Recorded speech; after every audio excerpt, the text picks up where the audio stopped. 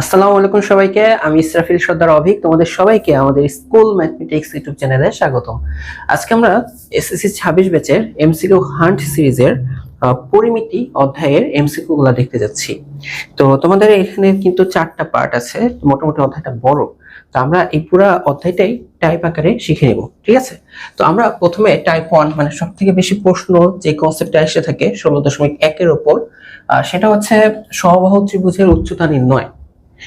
তো তোমাকে কি দেওয়া থাকবে যে একটা সমবাহু ত্রিভুজের প্রত্যেক বাহুর দৈর্ঘ্য, হ্যাঁ এই জায়গাটা একটু স্পেলিংটা একটু ঠিক করে দিই, দৈর্ঘ্য 10 সেন্টিমিটার, মানে একটা বাহুর দৈর্ঘ্য দেওয়া থাকবে। এখন এর মধ্যমার দৈর্ঘ্য কত? তো তোমাদের সুবিধার্থে বলে দিই যে সমবাহু ত্রিভুজের ক্ষেত্রে মধ্যমার দৈর্ঘ্য বা উচ্চতাটা কিন্তু একই হয়। তুমি যদি একটা সমবাহু ত্রিভুজ এঁকে দেখো তাহলে ভালোভাবে বুঝতে পারবা যে ত্রিভুজের তিনটা বাহুই সমান, ঠিক আছে? এই সমবাহু ত্রিভুজের ক্ষেত্রে মধ্যমা আমরা কি বুঝি বলতো? প্রত্যেক বাহুর মধ্যবিন্দুকে তার বিপরীত শীর্ষ থেকে কানেক্ট করলে মধ্যমা পাওয়া যায়। তো এখানে 3টা মধ্যমা পাওয়া যায়, তার মধ্যমা আর উচ্চতাটা সমবাহু ত্রিভুজের ক্ষেত্রে একই হয়। আচ্ছা, এর জন্য একই কনসেপ্টের মধ্যে, ঠিক আছে? উচ্চতা অথবা মধ্যমা দৈর্ঘ্য একই কনসেপ্টের মধ্যে। এখন খেয়াল করে দেখো, প্রত্যেক বাহুর দৈর্ঘ্য যদি 10 হয়, ঠিক আছে, এটা 10, এটা 10, এই বাহুটা 10 হয়, আর এটা যেহেতু মধ্যমা, তার মানে আমি শীর্ষ থেকে যেহেতু মধ্যমা টানার কন্ডিশন কি, যে একটা বাহুর মধ্যবিন্দু থেকে বিপরীত শীর্ষকে কানেক্ট করা। তো এটা 10 হলে তাহলে যেহেতু এটা মধ্যবিন্দু, তার মানে এতটুকু কিন্তু হচ্ছে 5। তো আমরা জানি হচ্ছে উচ্চতা আর মধ্যমা যেহেতু একই, উচ্চতা বলতে কিন্তু আমরা যে এই ভূমির উপর বিপরীত শীর্ষ থেকে লম্ব টানি, তার মানে খেয়াল করে দেখো এতটুকু কিন্তু একটা সমকোণী ত্রিভুজ। এই সমকোণী ত্রিভুজের তুমি এখন আমাকে বলো তো, এই যে এইটার মান বের করে দিতে পারবে না পিথাগোরাসের উপপাদ্য অ্যাপ্লাই করে? পিথাগোরাস কি শিখে গেছে, অতিভুজ স্কয়ার ইকুয়াল টু কি হয় বলো তো? ভূমি স্কয়ার প্লাস এটা যদি এইচও হয়, তাই না? এটা যদি এইচও হয়, এইটা হচ্ছে পিথাগোরাসের উপপাদ্য। তাহলে এখান থেকে দেখো সলভ করে, এটা হচ্ছে 100, এটা হয়ে যাবে 25 প্লাস এইচ স্কয়ার। তাহলে 25 যদি বিয়োগ হয়ে যাবে, এটা হয়ে যাবে 75, এই যাবে এইচ স্কয়ার। তাহলে এইচ এর ভ্যালু আসবে হচ্ছে কি √75। এটা কত আসবে? √75। তুমি এখন এটা ক্যালকুলেটরে এটা ভ্যালুটা দেখে নিতে পারো যে √75 এর মান কত আসে। 5√3 কত আসে? 5√3 সেন্টিমিটার। ওকে, 5√3 সেন্টিমিটার। এখন আমরা যদি পরের কোশ্চেনটার কাছে যাই, যে একটা ত্রিভুজের প্রত্যেক বাহুর দৈর্ঘ্য 4 সেন্টিমিটার হলে এর উচ্চতা কত? প্রত্যেক বাহুর দৈর্ঘ্য 4 সেন্টিমিটার হলে এর উচ্চতা কত? দেখো একই কনসেপ্টের মধ্যে না, একই কনসেপ্টের মধ্যে না, যে একটা সমবাহু ত্রিভুজ প্রত্যেক বাহু যদি 4 হয়, প্রত্যেক বাহু যদি 4 হয়, তাহলে উচ্চতা জানতে চাইছে। তার মানে দেখো আমি যে উচ্চতাটা টানলাম, এই যে এটা জানতে চাচ্ছে, বাট এই পুরোটা দৈর্ঘ্য তো 4, বাট আমরা জানি এটা যেহেতু মাঝখানে, তার মানে এতটুকু হয়ে যাবে 2, তাই না? যে এতটুকু এটা হয়ে যাবে 2। এখন পিথাগোরাসের কাছ থেকে আমরা শিখে আসছি যে অতিভুজ স্কয়ার কি হবে? এই বাকি দুটার বর্গ। তাহলে এটা দেখো 4 4 16, এই যাবে এইচ স্কয়ার, 2 2 হয়ে যাবে 4। তাহলে 4 এখানে এসে বিয়োগ হয়ে গেলে হয়ে যাবে 12, হয়ে যাবে এইচ স্কয়ার। তাহলে এইচ এর বা এইচ আসবে হচ্ছে √12, তাই না? কত আসবে? √12। এটা ক্যালকুলেটরে তুমি বের করে নিতে পারো, আমরা এভাবে বের করতে পারি 4 × 3, তাহলে এটা আসবে হচ্ছে 2√3।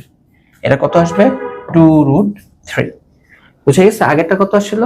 5√3, এখন কত আসছে? 2√3। আচ্ছা দেখি তো, আমরা এখন এটা একটু সলভ করে দেখি। পরের আরেকটা কোশ্চেন, যে দেখো এবি বিসি এসি সমান 6 সেন্টিমিটার। দেখো এবি বিসি এসি প্রত্যেকে কত করে? 6 করে, ঠিক আছে? প্রত্যেকে কত করে? 6 করে। এখন বলছে ডি বিসি এর মধ্যবিন্দু, দেখো যে ডি হচ্ছে একদম মিডল পয়েন্ট, তার মানে এটা হবে 3। এখন প্রশ্ন হচ্ছে ত্রিভুজের উচ্চতাটা কত? এই দেখো এইটা জানতে চাচ্ছে। তাহলে আমরা কি জানি যে পিথাগোরাস দিয়ে এটা বের করব, 6 স্কয়ার ইকুয়াল টু কি হবে? H square plus 3 square. তার মানে এটা আসবে 36, এই হয়ে যাবে এইচ স্কয়ার, আর এটা আসবে 9। তো 9 এখানে যদি বিয়োগ হয়ে যায়, তাহলে 36 থেকে 9 এখানে এসে বিয়োগ হয়ে যাবে, তাহলে কত হতে হবে বলো তো? 27 না? 27 এইচ স্কয়ার। তাহলে এখন দেখো এইচ মানে হয়ে যাবে √27। এটা ক্যালকুলেটরে করতে পারো, বাট আমরা এখানে লিখতে পারি 3 নং 27 মানে 9 × 3, তাহলে এটা হয়ে যাবে 3√3। এটা কত হয়ে যাবে? 3√3।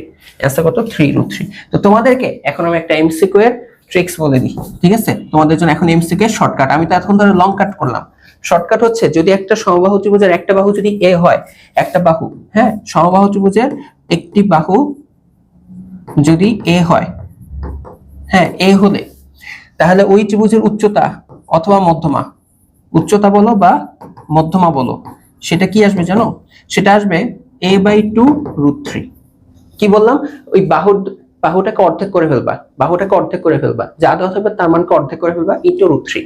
যেমন এখানে তোমার প্রত্যেকটা বাহুর দৈর্ঘ্য ছিল 6, 6 এর অর্ধেক কত? 3, 3 এর সাথে একটা √3 লাগাই দিবা, তাহলে आंसर দেখো 3√3। এর আগে যেটা সলভ করলাম, এখানে প্রত্যেক বাহুর দৈর্ঘ্য 4, 4 এর অর্ধেক কত? 4 এর অর্ধেক কত? 2, তার সাথে একটা √3 লাগাই দিবা, তো 2√3। ঠিক তার আগের অঙ্কটা, প্রত্যেক বাহুর দৈর্ঘ্য ছিল 10, 10 এর অর্ধেক কত? 5, তার সাথে একটা √3 লাগিয়ে দিবা, হয়ে যাবে 5√3। তার মানে দেখো, তোমাদেরকে আগে দেখালাম অ্যাকচুয়াল নিয়মটা কি, আর এমসিকিউ শর্টকাট আসলে এভাবে অ্যাপ্লাই করবা। কখন? যদি একটা সমবাহু ত্রিভুজের প্রত্যেকটা বাহু দেওয়া থাকে। ঠিক আছে? আচ্ছা, তাহলে এখন দেখি এটা তোমরা ফার্স্ট অ্যানসার জানো তো, 1 নং এর 4 কমেন্টে উত্তর করে জানো, 1 নং এর 4 কমেন্টে উত্তর করে জানো। এরপরটা দেখো, একটা সমবাহু ত্রিভুজের পরিসীমা 18। সমবাহু ত্রিভুজ না, সমবাহু ত্রিভুজের পরিসীমা মানে তিনটা বাহুর যোগফল, তিনটা বাহুর যোগফল, প্রত্যেকটা বাহু যদি একই হয় a, তাহলে a plus a plus a, এটা হচ্ছে পরিসীমা। তার মানে 3a হচ্ছে পরিসীমা। তাহলে এর ভ্যালু আসবে 3 দ্বারা ভাগ করলে হবে 6, 6 এর অর্ধেক কত? 3, 3 এর সাথে একটা √3 লাগাই দাও, যে ত্রিভুজের উচ্চতা কত? 3√3। দেখো কত লাগছে। এইটাই হচ্ছে তুমি প্র্যাকটিস করে করে তোমার স্কিলটা আনতে হবে। ঠিক আছে, প্র্যাকটিস করে করে তোমার স্কিলটা আনতে হবে, যে তুমি দেখে অ্যানসার করতে পারবা। ঠিক আছে, ওকে, আশা করি তোমরা এটা বুঝতে পারছো। এখন আমরা সমবাহু ত্রিভুজের ক্ষেত্রফল নির্ণয়ের দিকে যাব। এটা হচ্ছে টাইপ 2। সমবাহু ত্রিভুজের ক্ষেত্রফল হচ্ছে √3/4a²। এটা হচ্ছে আমাদের ফর্মুলা সমবাহু ত্রিভুজের ক্ষেত্রফলের। এ হচ্ছে বাহু দৈর্ঘ্য। ঠিক আছে, এখানে একটা সমবাহু ত্রিভুজের বাহু দৈর্ঘ্য 6 দেওয়া, জাস্ট এখন কি ক্ষেত্রফল যাচ্ছে। ঠিক আছে, ক্ষেত্রফল যাচ্ছে, তাই না? তাহলে এই সূত্র জাস্ট বসাই দিবা। তার মানে √3/4a² মানে কি? 6² মানে কত? 36। দেখো 4 নং 36 মানে 9√3, তাহলে आंसर কত? 9√3। শেষ। পরেরটা দেখো, একটা সমবাহু ত্রিভুজের এক বাহুর দৈর্ঘ্য √3, এখন এর ক্ষেত্রফল কত? ওই যে একই সূত্র, √3/4 ইনটু যেটা দেওয়া থাকবে যে বাহু, এটা তো এর মান, এটার স্কয়ার, এটার স্কয়ার করলে কত পাবো? আমরা জানি স্কয়ার করলে রুটটা আর থাকবে না, তাহলে এটা এখানে আর কাটাকাটি যায় না, তাহলে 3√3। আমরা জানি যে উপরটার সাথে উপরটার গুণ হবে, তাই না? নিচে এখানে 1 লেখা যায়, তো লবের সাথে লব গুণ হয়ে 3√3, আর নিচে 4 × 1 মিলে 4, মানে 3√3/4। ওকে, এরপর দেখো সমবাহু ত্রিভুজের বাহুর দৈর্ঘ্য, এবার a হচ্ছে এটা 2√2 হলে এর ক্ষেত্রফল কত? একই সূত্র, √3/4, এরপর কি? যেটা স্কয়ার। তো বলো তো, এটাকে যদি স্কয়ার করা হয় তাহলে কি পাবা? যে স্কয়ারটা 2 এর উপর গেলে হয়ে যাবে 4 ইনটু স্কয়ারটা এখানে আসলে রুটটা কাটা যায়, এটা হয়ে যাবে, তো 4 × 8, এখানে 8 দিবা, তো 4 দিয়ে 8 প্লাস 2 হয়, তো 2√3। आंसर কত? 2√3। √3 × 2, তো এটাকে আগে কি লেখা যায়? এটাকে আগে পরে 2√3 লেখা যায়। ঠিক আছে, এই পর্যন্ত ক্যামেরা কি আসতেছে? হ্যাঁ, ওকে। পরেরটা দেখো, একটা সমবাহু ত্রিভুজের পরিসীমা। কি ত্রিভুজ? সমবাহু ত্রিভুজ। এখন ক্ষেত্রফল কত? তো ফার্স্টে তার মানে দেখো, এটা হচ্ছে একটা বাহু a হলে 3a হচ্ছে 12, এখান থেকে a পেয়ে যাবা, ক্ষেত্রফলটা বের করে নিবা। ঠিক আছে, কমেন্টে এটা উত্তর জানাও, কমেন্টে এটা উত্তর জানাও। এরপর দেখো, একটা সমবাহু ত্রিভুজ, এখানে কি বলতেছে? AD হচ্ছে BC এর উপর লম্ব।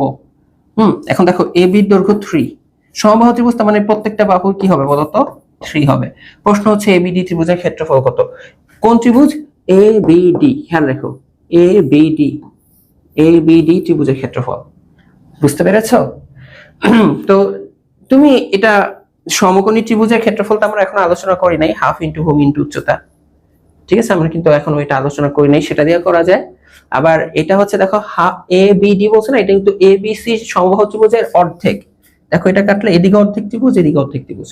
তাহলে তুমি ফার্স্টে যে কনসিডার করতে পারো √3/4, মানে তুমি আগে এই পুরো ত্রিভুজের ক্ষেত্রফল বের করতে পারো, সমবাহু ত্রিভুজের। √3/4 a², এ বলতে 3 স্কয়ার করলে হয়ে যাবে 9, তার মানে 9√3/4।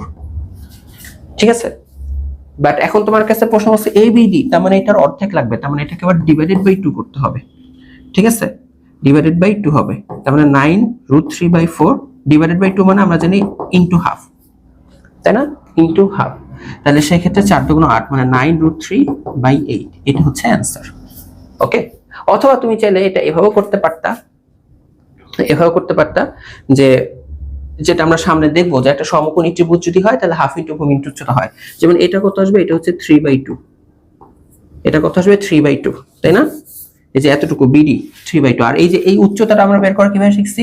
এই যে যেটা দেওয়া থাকবে সেটাকে হচ্ছে আমরা অর্ধেক করব, অর্থাৎ যেটা দেওয়া থাকবে সেটাকে হচ্ছে আমরা কি করব, অর্ধেক করব, 3/2 আর সাথে একটা √3 লাগাই দিব। তাহলে দেখো এটা হচ্ছে উচ্চতা, এটা হচ্ছে ভূমি, তাহলে হাফ ইন্টু ভূমি ইন্টু উচ্চতা, এটা হচ্ছে অ্যান্সার হবে। তো আমরা যদি দেখি এখানে 3 3 মিলে কত হয়ে যাবে, 3 3 9 আর √3, 2 2 4 4 2 8, এভাবে কিন্তু একই অ্যান্সার আসলো 9√3/8। ওকে, দুই ভাবে তুমি চিন্তা করে এটা সলভ করতে পারো, বাট আমার কাছে প্রথমটাই ভালো লাগে, যে সমবাহু ত্রিভুজের ক্ষেত্রফল বের করে অর্ধেক এই পাশে দিয়ে দিবা, শেষ। আচ্ছা, এরপরটা দেখো একটা সমবাহু ত্রিভুজের ক্ষেত্রফল। দেখো এবার সমবাহু ত্রিভুজের ক্ষেত্রফলটা দেওয়া দিয়ে এখন বলতেছে ত্রিভুজের বাহুর দৈর্ঘ্য কত। তোমাকে এখানে আরো একটু পেঁচাতে পারে, বাহুর দৈর্ঘ্য কত, তোমাকে জিজ্ঞেস করতে পারে পরিসীমা কত, হ্যাঁ বিভিন্ন জিনিস চেতে পারে। তো বাহুর দৈর্ঘ্য পেয়ে গেলে কিন্তু পরিসীমা বের হয়ে যাবে। তো ক্ষেত্রফল যেটা দেওয়া আছে, আমরা জানি ক্ষেত্রফলের সূত্র হচ্ছে √3/4a²। এখানে a হচ্ছে বাহুর দৈর্ঘ্য। এই পুরোটা রেজাল্ট তোমার কাছে দেওয়া আছে 25√3।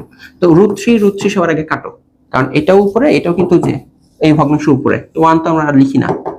ওকে, তাহলে a² থাকুক, এই যে 4 তো নিচে ছিল, তো এই পাশে গেলে এখানে হয়ে যাবে 25 × 4, 4 গুণ হয়ে যাবে, 25 × 4 মানে 100। তাহলে a এর ভ্যালু আসবে √100 করলে পেয়ে যাবে 10। তো সেই ক্ষেত্রে হচ্ছে 10, সেই ক্ষেত্রে হচ্ছে 10, তাই না? সেই ক্ষেত্রে হচ্ছে 10। আর যদি বলতো পরিসীমা কত, তাহলে তোমাকে আবার এটার সাথে 10 × 3 30 বলতে হতো, এই যে তিনটা বাহুর যোগফল। ঠিক আছে, এভাবে আসতে পারে বিভিন্ন ভাবে। এটা দেখো একটা ত্রিভুজের দুটি বাহুর দৈর্ঘ্য যথাক্রমে 10 সেন্টিমিটার, কত 10 সেন্টিমিটার এবং 12 সেন্টিমিটার। ও আচ্ছা, এটা টাইপ 3 শুরু হয়ে গেছে। টাইপ 3 হচ্ছে দুইটা বাহুর মান দেওয়া থাকবে একটা ত্রিভুজের, আর তাদের অন্তর্ভুক্ত কোণ দেওয়া থাকবে।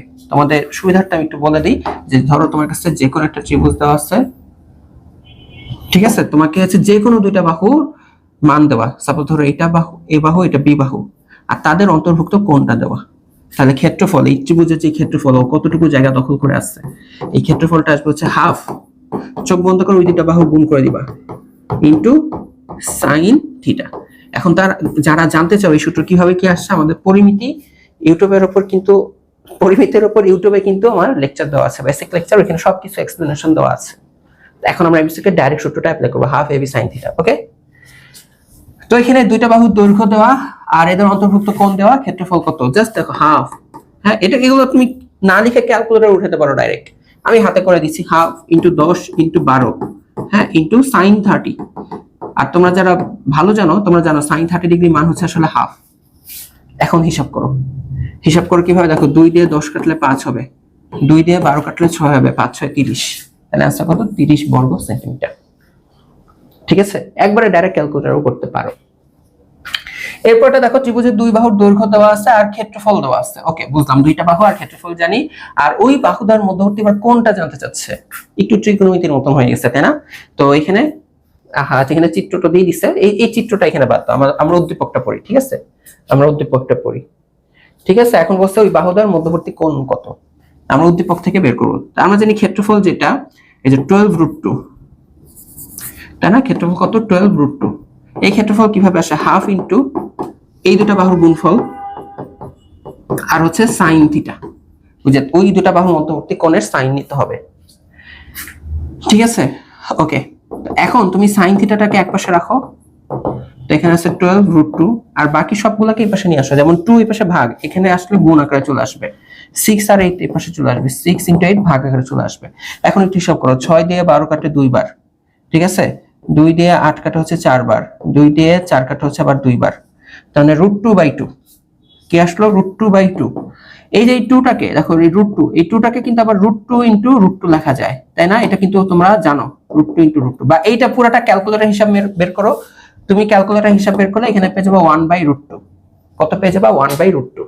এখন তোমরা আমাকে বলো সাইন কত ডিগ্রি মান 1/√2 হয়, বলো তো। সাইন 45 ডিগ্রি মান হচ্ছে 1/√2 হয়। না পারলে ক্যালকুলেটর কিভাবে, ক্যালকুলেটর কিভাবে নিবা, ক্যালকুলেটর কিভাবে নিবা, যেমন তোমার এখানে কি আসছে বলো তো, তোমার এখানে আসছে যে সাইন থিটা মান 1/√2, এটা আসছে তো, তাই না? এটা না পারাটা একটা খুবই জঘন্য কাজ, মুখে না পারাটা, সত্যি কথা। আর ক্যালকুলেটর করতে চাইলে এটাকে দিবে শিফট সাইন, এই যে সাইন ইনভার্স হয়ে যাবে, এরপর এই ভ্যালুটা লিখবা 1/√2। ঠিক আছে, এটা লিখে ইকুয়াল চাপ দিবা, এখান থেকে থিটা পেয়ে যাবা 45 ডিগ্রি। তাহলে সেই ক্ষেত্রে আমাদের অ্যান্সার হচ্ছে 45 ডিগ্রি। এখানে অপশনগুলো ভুল আসছে, তাই না? এখানে অপশনগুলো একটু ক্ষমা সুন্দর দৃষ্টিতে দেখো, আমি এখানে দিয়ে দিলাম। একটা হচ্ছে ধরো, একটু ক্ষমা সুন্দর দৃষ্টিতে দেখো, রাতের বেলা ম্যাটেরিয়ালস বানাচ্ছিলাম তো আমি, হয়তো একটু উল্টাপাল্টা লিখে ফেলছি। ঠিক আছে, এটা অ্যান্সার কত হবে 45 ডিগ্রি। একটু ক্ষমা সুন্দর দৃষ্টিতে দেখো তোমরা।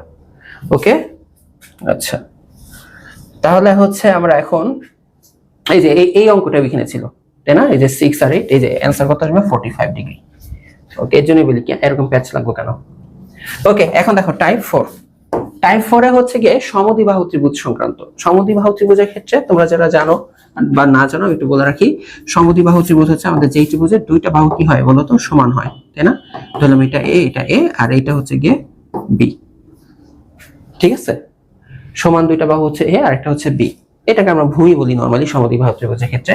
তো ক্ষেত্রফলটা হচ্ছে b/4√4a² - b²। এটা হচ্ছে গিয়ে ফর্মুলা। ওকে, আচ্ছা এখন এখানে বলতেছে ভূমি হচ্ছে এই যে দেখো এই জায়গাটা তো অনেকে প্যাচ খাবা, অনেকে যে ভূমি এ সমান বাহুর দৈর্ঘ্য বি বলবে কি এর ক্ষেত্রফল কত, অনেকে হচ্ছে যে b/4√4a² - b² দাগে দিবে। এই যে এই মুখস্থ সূত্র যে b/4√4a² - b², এটা দাগাই দিবে। এইটা দাগাই দিলেই তোমার অঙ্ক কিন্তু শেষ।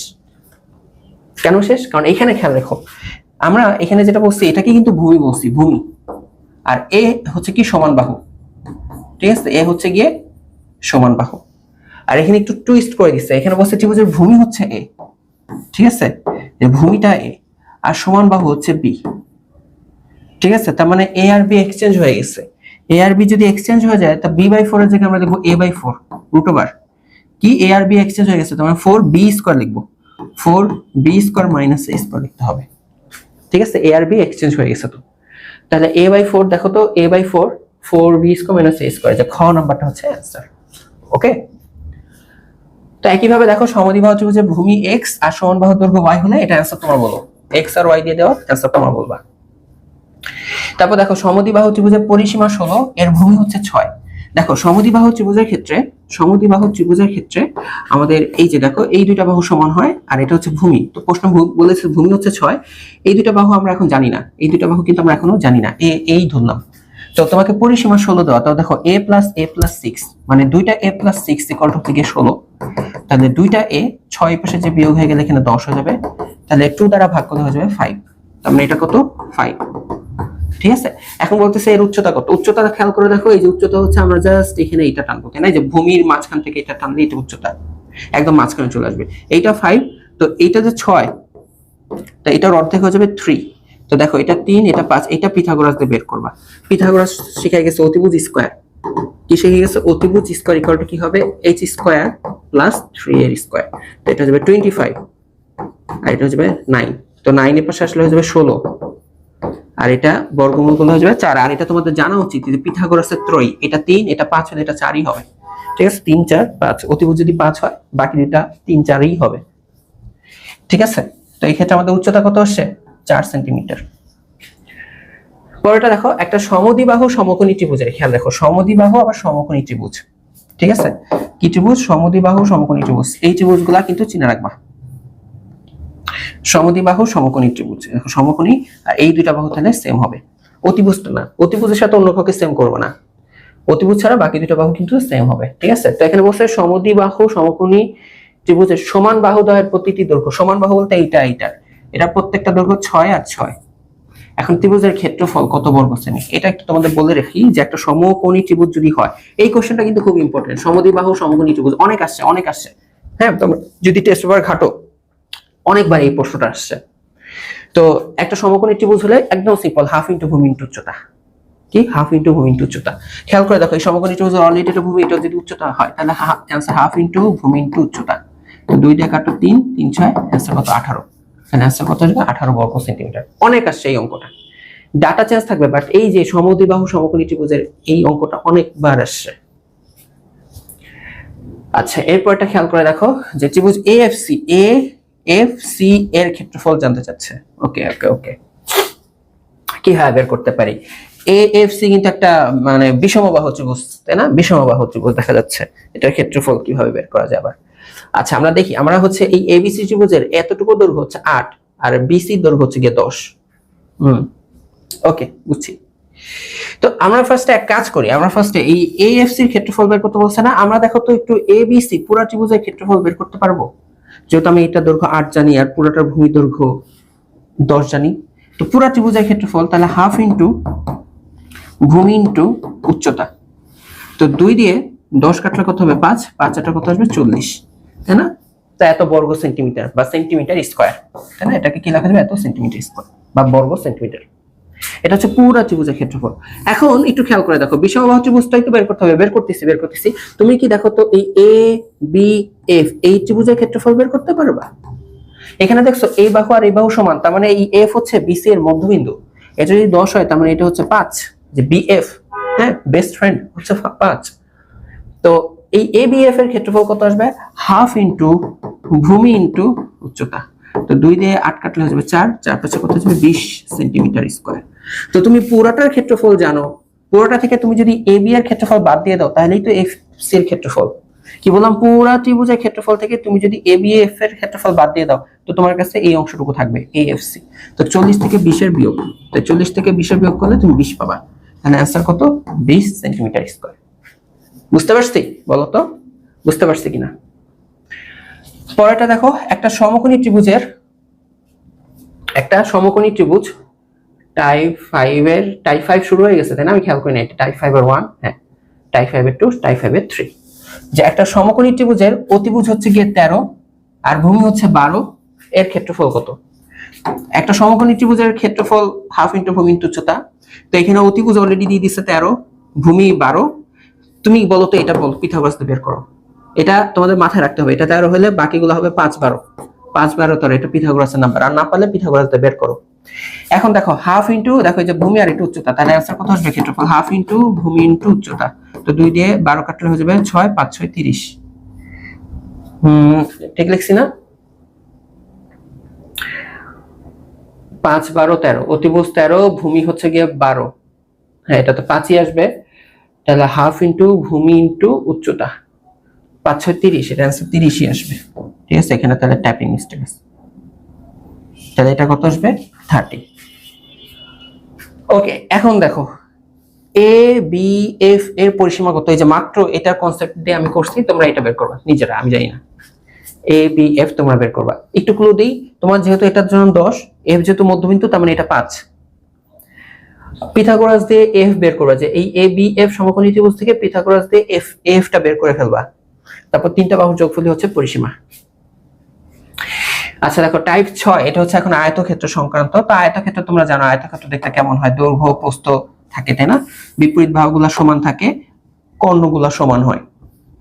তো একটা আয়তক্ষেত্রের আয়তকার কক্ষের দৈর্ঘ্য, মানে একটা রুম, তার দৈর্ঘ্য হচ্ছে 4, প্রস্থ হচ্ছে 3, কর্ণের দৈর্ঘ্য কত? এই কর্ণ জানতে চাচ্ছে। আমরা জানি এটা, দেখো এটা কিন্তু একটা সমকোণী ত্রিভুজের মতন হয়ে যায়, তাই না? এটা একটা কি ত্রিভুজ হয়ে যায়? সমকোণী ত্রিভুজ হয়ে যায়। তো এই যে কর্ণটা কিন্তু আসলে সমকোণী ত্রিভুজের অতিভুজটা। তো এটা 3 4 হলে এটা হবে কত? 5। তাহলে आंसर কত আসবে? 5। তোমাকে মাঝে মাঝে কর্ণের সমষ্টি চাবে, কর্ণ দুটির সমষ্টি বা কর্ণদ্বয়ের সমষ্টি, এগুলোও চাবে, কর্ণদ্বয়ের সমষ্টি। তাহলে দেখো মনে রাখবা, আয়তক্ষেত্র হলে কর্ণদ্বয় কিন্তু সমান হয়, দুটা কর্ণই কি হবে? সমান হবে। তখন কিন্তু আবার এই সমষ্টি বললে কিন্তু 10 হয়ে যাবে आंसर। একটু দেখবা যে প্রশ্নে কি চাইছে। পরেরটা দেখো, একটা আয়তের বাহু দুটি যথাক্রমে এত এত হলে এর কর্ণদ্বয় সমষ্টি কত? এই যে মাত্র যেটা বললাম, ঠিক আছে, কিছু বলবো না, এটা এসডব্লিউ। এটা দেখো, একটা আয়তক্ষেত্রের দৈর্ঘ্য প্রস্থ অপেক্ষা 3 মিটার বেশি। এই দেখো এগুলো কিন্তু ইম্পর্টেন্ট। কি বলছে? আয়তক্ষেত্রের দৈর্ঘ্য প্রস্থ অপেক্ষা 3 মিটার বেশি। তো প্রস্থ যদি x হয়, দৈর্ঘ্য হবে 3 + x। কেন 3 + x? প্রস্থের থেকে দৈর্ঘ্য 3 মিটার বেশি। পরিসীমা 30 মিটার। আচ্ছা, পরিসীমা মানে কি? এই প্রত্যেকটা বাহুর যোগফল। আর তোমরা আরেকটু সহজে মনে রাখছিলা ছোটবেলায়, 2 * দৈর্ঘ্য প্লাস প্রস্থ, এটাকে তোমরা কি বলতা? পরিসীমা বলতা, তাই না? মানে দুইটা দৈর্ঘ্য দুইটা প্রস্থের যোগফল। তো 2 পাঠিয়ে দাও, যে দৈর্ঘ্য 2 এই পাশে পাঠিয়ে দিলে এটা কত হয়ে যাবে? 15। এখন দৈর্ঘ্যের মান বসাও, যে 3 + x প্লাস, যে প্লাস দেখুন প্রস্থের মান বসাও এখানে x, তাহলে 3 x মিলে হয়ে যাবে 2x, এই হয়ে যাবে 15। তো 3 বাদ দাও, 3 বাদ দিলে হয়ে যাবে 12, তাহলে 2 দ্বারা ভাগ দাও, এটা হয়ে যাবে 6, x এর মান 6। আমাকে প্রশ্নে কি বলছে? আয়তক্ষেত্রের প্রস্থ বের করতে। দেখো x ছিল প্রস্থ, তাহলে आंसर কত? 6। তোমার কাছে এখন দৈর্ঘ্য বলতে পারতো, দৈর্ঘ্য বের করো, কি ব্যাপার হবে বলো তো? দৈর্ঘ্য বের করতে বললো, আমরা ঠাস করে বের করে দেব, 6 + 3, দৈর্ঘ্য হয়ে যাবে 9। তোমাকে এখন ক্ষেত্রফল বের করতে বলতে পারতো, ক্ষেত্রফল তাহলে যে 6 নং কত? 54। যা যা বের করতে বলবে সব বের করে দিতে পারবা। তোমাকে বলতে পারে কর্ণ দৈর্ঘ্য বের করো, কর্ণ বের হয়ে যাবে পিথাগোরাস অ্যাপ্লাই করলে। ওকে, তো এগুলোর মাধ্যমে সবগুলো বের করা যায়। পরেরটা খেয়াল করো যে এত বর্গ সেমি ক্ষেত্রফল বিশিষ্ট, নরমালি এখানে ক্ষেত্রফলটা দিয়ে দিছে, অন্য টাইমে ক্ষেত্রফল দেয় না, তাহলে এখানে ক্ষেত্রফলটা দিয়ে দিছে। ওকে, তো এত ক্ষেত্রফল বিশিষ্ট একটা আয়তক্ষেত্রের দৈর্ঘ্য এত, প্রস্থ এত হলে এক্স এর মান কত আসে, একদম বাচ্চাদের সূত্র। প্রস্থ দেওয়া, দৈর্ঘ্য দেওয়া, তো আমরা জানি কি দৈর্ঘ্য এক্স আর প্রস্থ হচ্ছে এক্স মাইনাস টু, এদের যে গুণফল, এই গুণফলটা কি আমরা বলি ক্ষেত্রফল, তাই না? এই হচ্ছে 35। এটা একটু সলভ করো, x square minus two x equal to 35। 35 কে পাশে নিয়ে আসো। দেখো তো এটা মিডল টার্ম করা যায় কিনা, এটা মিডল টার্ম করা যায় কিনা। 7 5 কত হয়, 7 5 35, তাই না? তাহলে মাইনাস 7x প্লাস 5x, এটা তোমরা ক্যালকুলেটর সলভ করে ফেলতে পারো, আমি নিজে করলাম হাতে কলমে। তো x কমন নিলে এখানে x মাইনাস 7, এখানে 5 কমন নিলে এই যাবে x মাইনাস 7, তাহলে এখান থেকে আমি পাবো x মাইনাস 7 কমন নিলে এখানে পেয়ে যাবো x প্লাস 5। তো এখান থেকে আমি পেয়ে যাবো x এর ভ্যালু 7, এখান থেকে পেয়ে যাবো x এর ভ্যালু মাইনাস 5। তো দেখো দৈর্ঘ্য প্রস্থ এগুলা কিন্তু কখনো নেগেটিভ হইতে পারে না, ঠিক আছে? আমাকে কি বলছে, এক্স এর মান না, দেখো এক্স হচ্ছে কি আয়তক্ষেত্রার ক্ষেত্রে দৈর্ঘ্য, এটা কখনোই নেগেটিভ হইতে পারবে না, হইতে হবে পজিটিভ মান। তো সেই ক্ষেত্রে অ্যান্সার কত, ক নাম্বারটা। দেখো তোমরা বুঝতে পারছো কিনা। আচ্ছা, টাইপ 7 এ আমরা হচ্ছে স্লাইডটা একটু চেঞ্জ করে নিয়ে তোমাদেরকে করাচ্ছি, কারণ হচ্ছে এই স্লাইডটা আমি যখন রেডি করতেছিলাম, তো প্রথম দিকে যেমন স্লাইডগুলো অপশনগুলো এরকম আলাদা আলাদা থাকে, এটা একটু করতে ভালোই টাইম যাচ্ছিল। আর তোমাদেরকে যেহেতু আজকে আমাকে এই ক্লাসটা দিতে হবে রুটিন অনুসারে, এই কারণে হচ্ছে এখন আমি আর ওইভাবে আর গুছাইলাম না, জাস্ট প্রশ্নটা নিয়েই সাজিয়ে দিলাম, মানে প্রশ্নটা নিয়েই এখন জাস্ট সলভ করা শুরু করবো, ঠিক আছে? তো আশা করি তোমরা এটা আই হোপ জানো যে নেভার জাজ এ বুক বাই ইটস কভার। তো এমসিকিউ গুলাকে একদম ওরকম ভাবে সাজানো না মানে যে এমসিকিউ গুলা গুরুত্বপূর্ণ না, এমনটা না। ওকে, তো আশা করি তোমরা এখান থেকে আমাকে একটু কনসিডার করবা। টাইপ 7 এ দেখো বর্গক্ষেত্র সংক্রান্ত। তো বর্গ তো তোমরা সবাই চিনো, তাই না? বর্গ হচ্ছে কি হয় বলতো, যার চারটা বাহুই কি হয় বলতো, সমান হয়, তাই না? বর্গ হচ্ছে কি, যার চারটা বাহুই সমান হয়। তো এখানে বলতেছে কোন বর্গক্ষেত্র তার কর্ণের উপর, কোন বর্গক্ষেত্র তার কর্ণের উপর।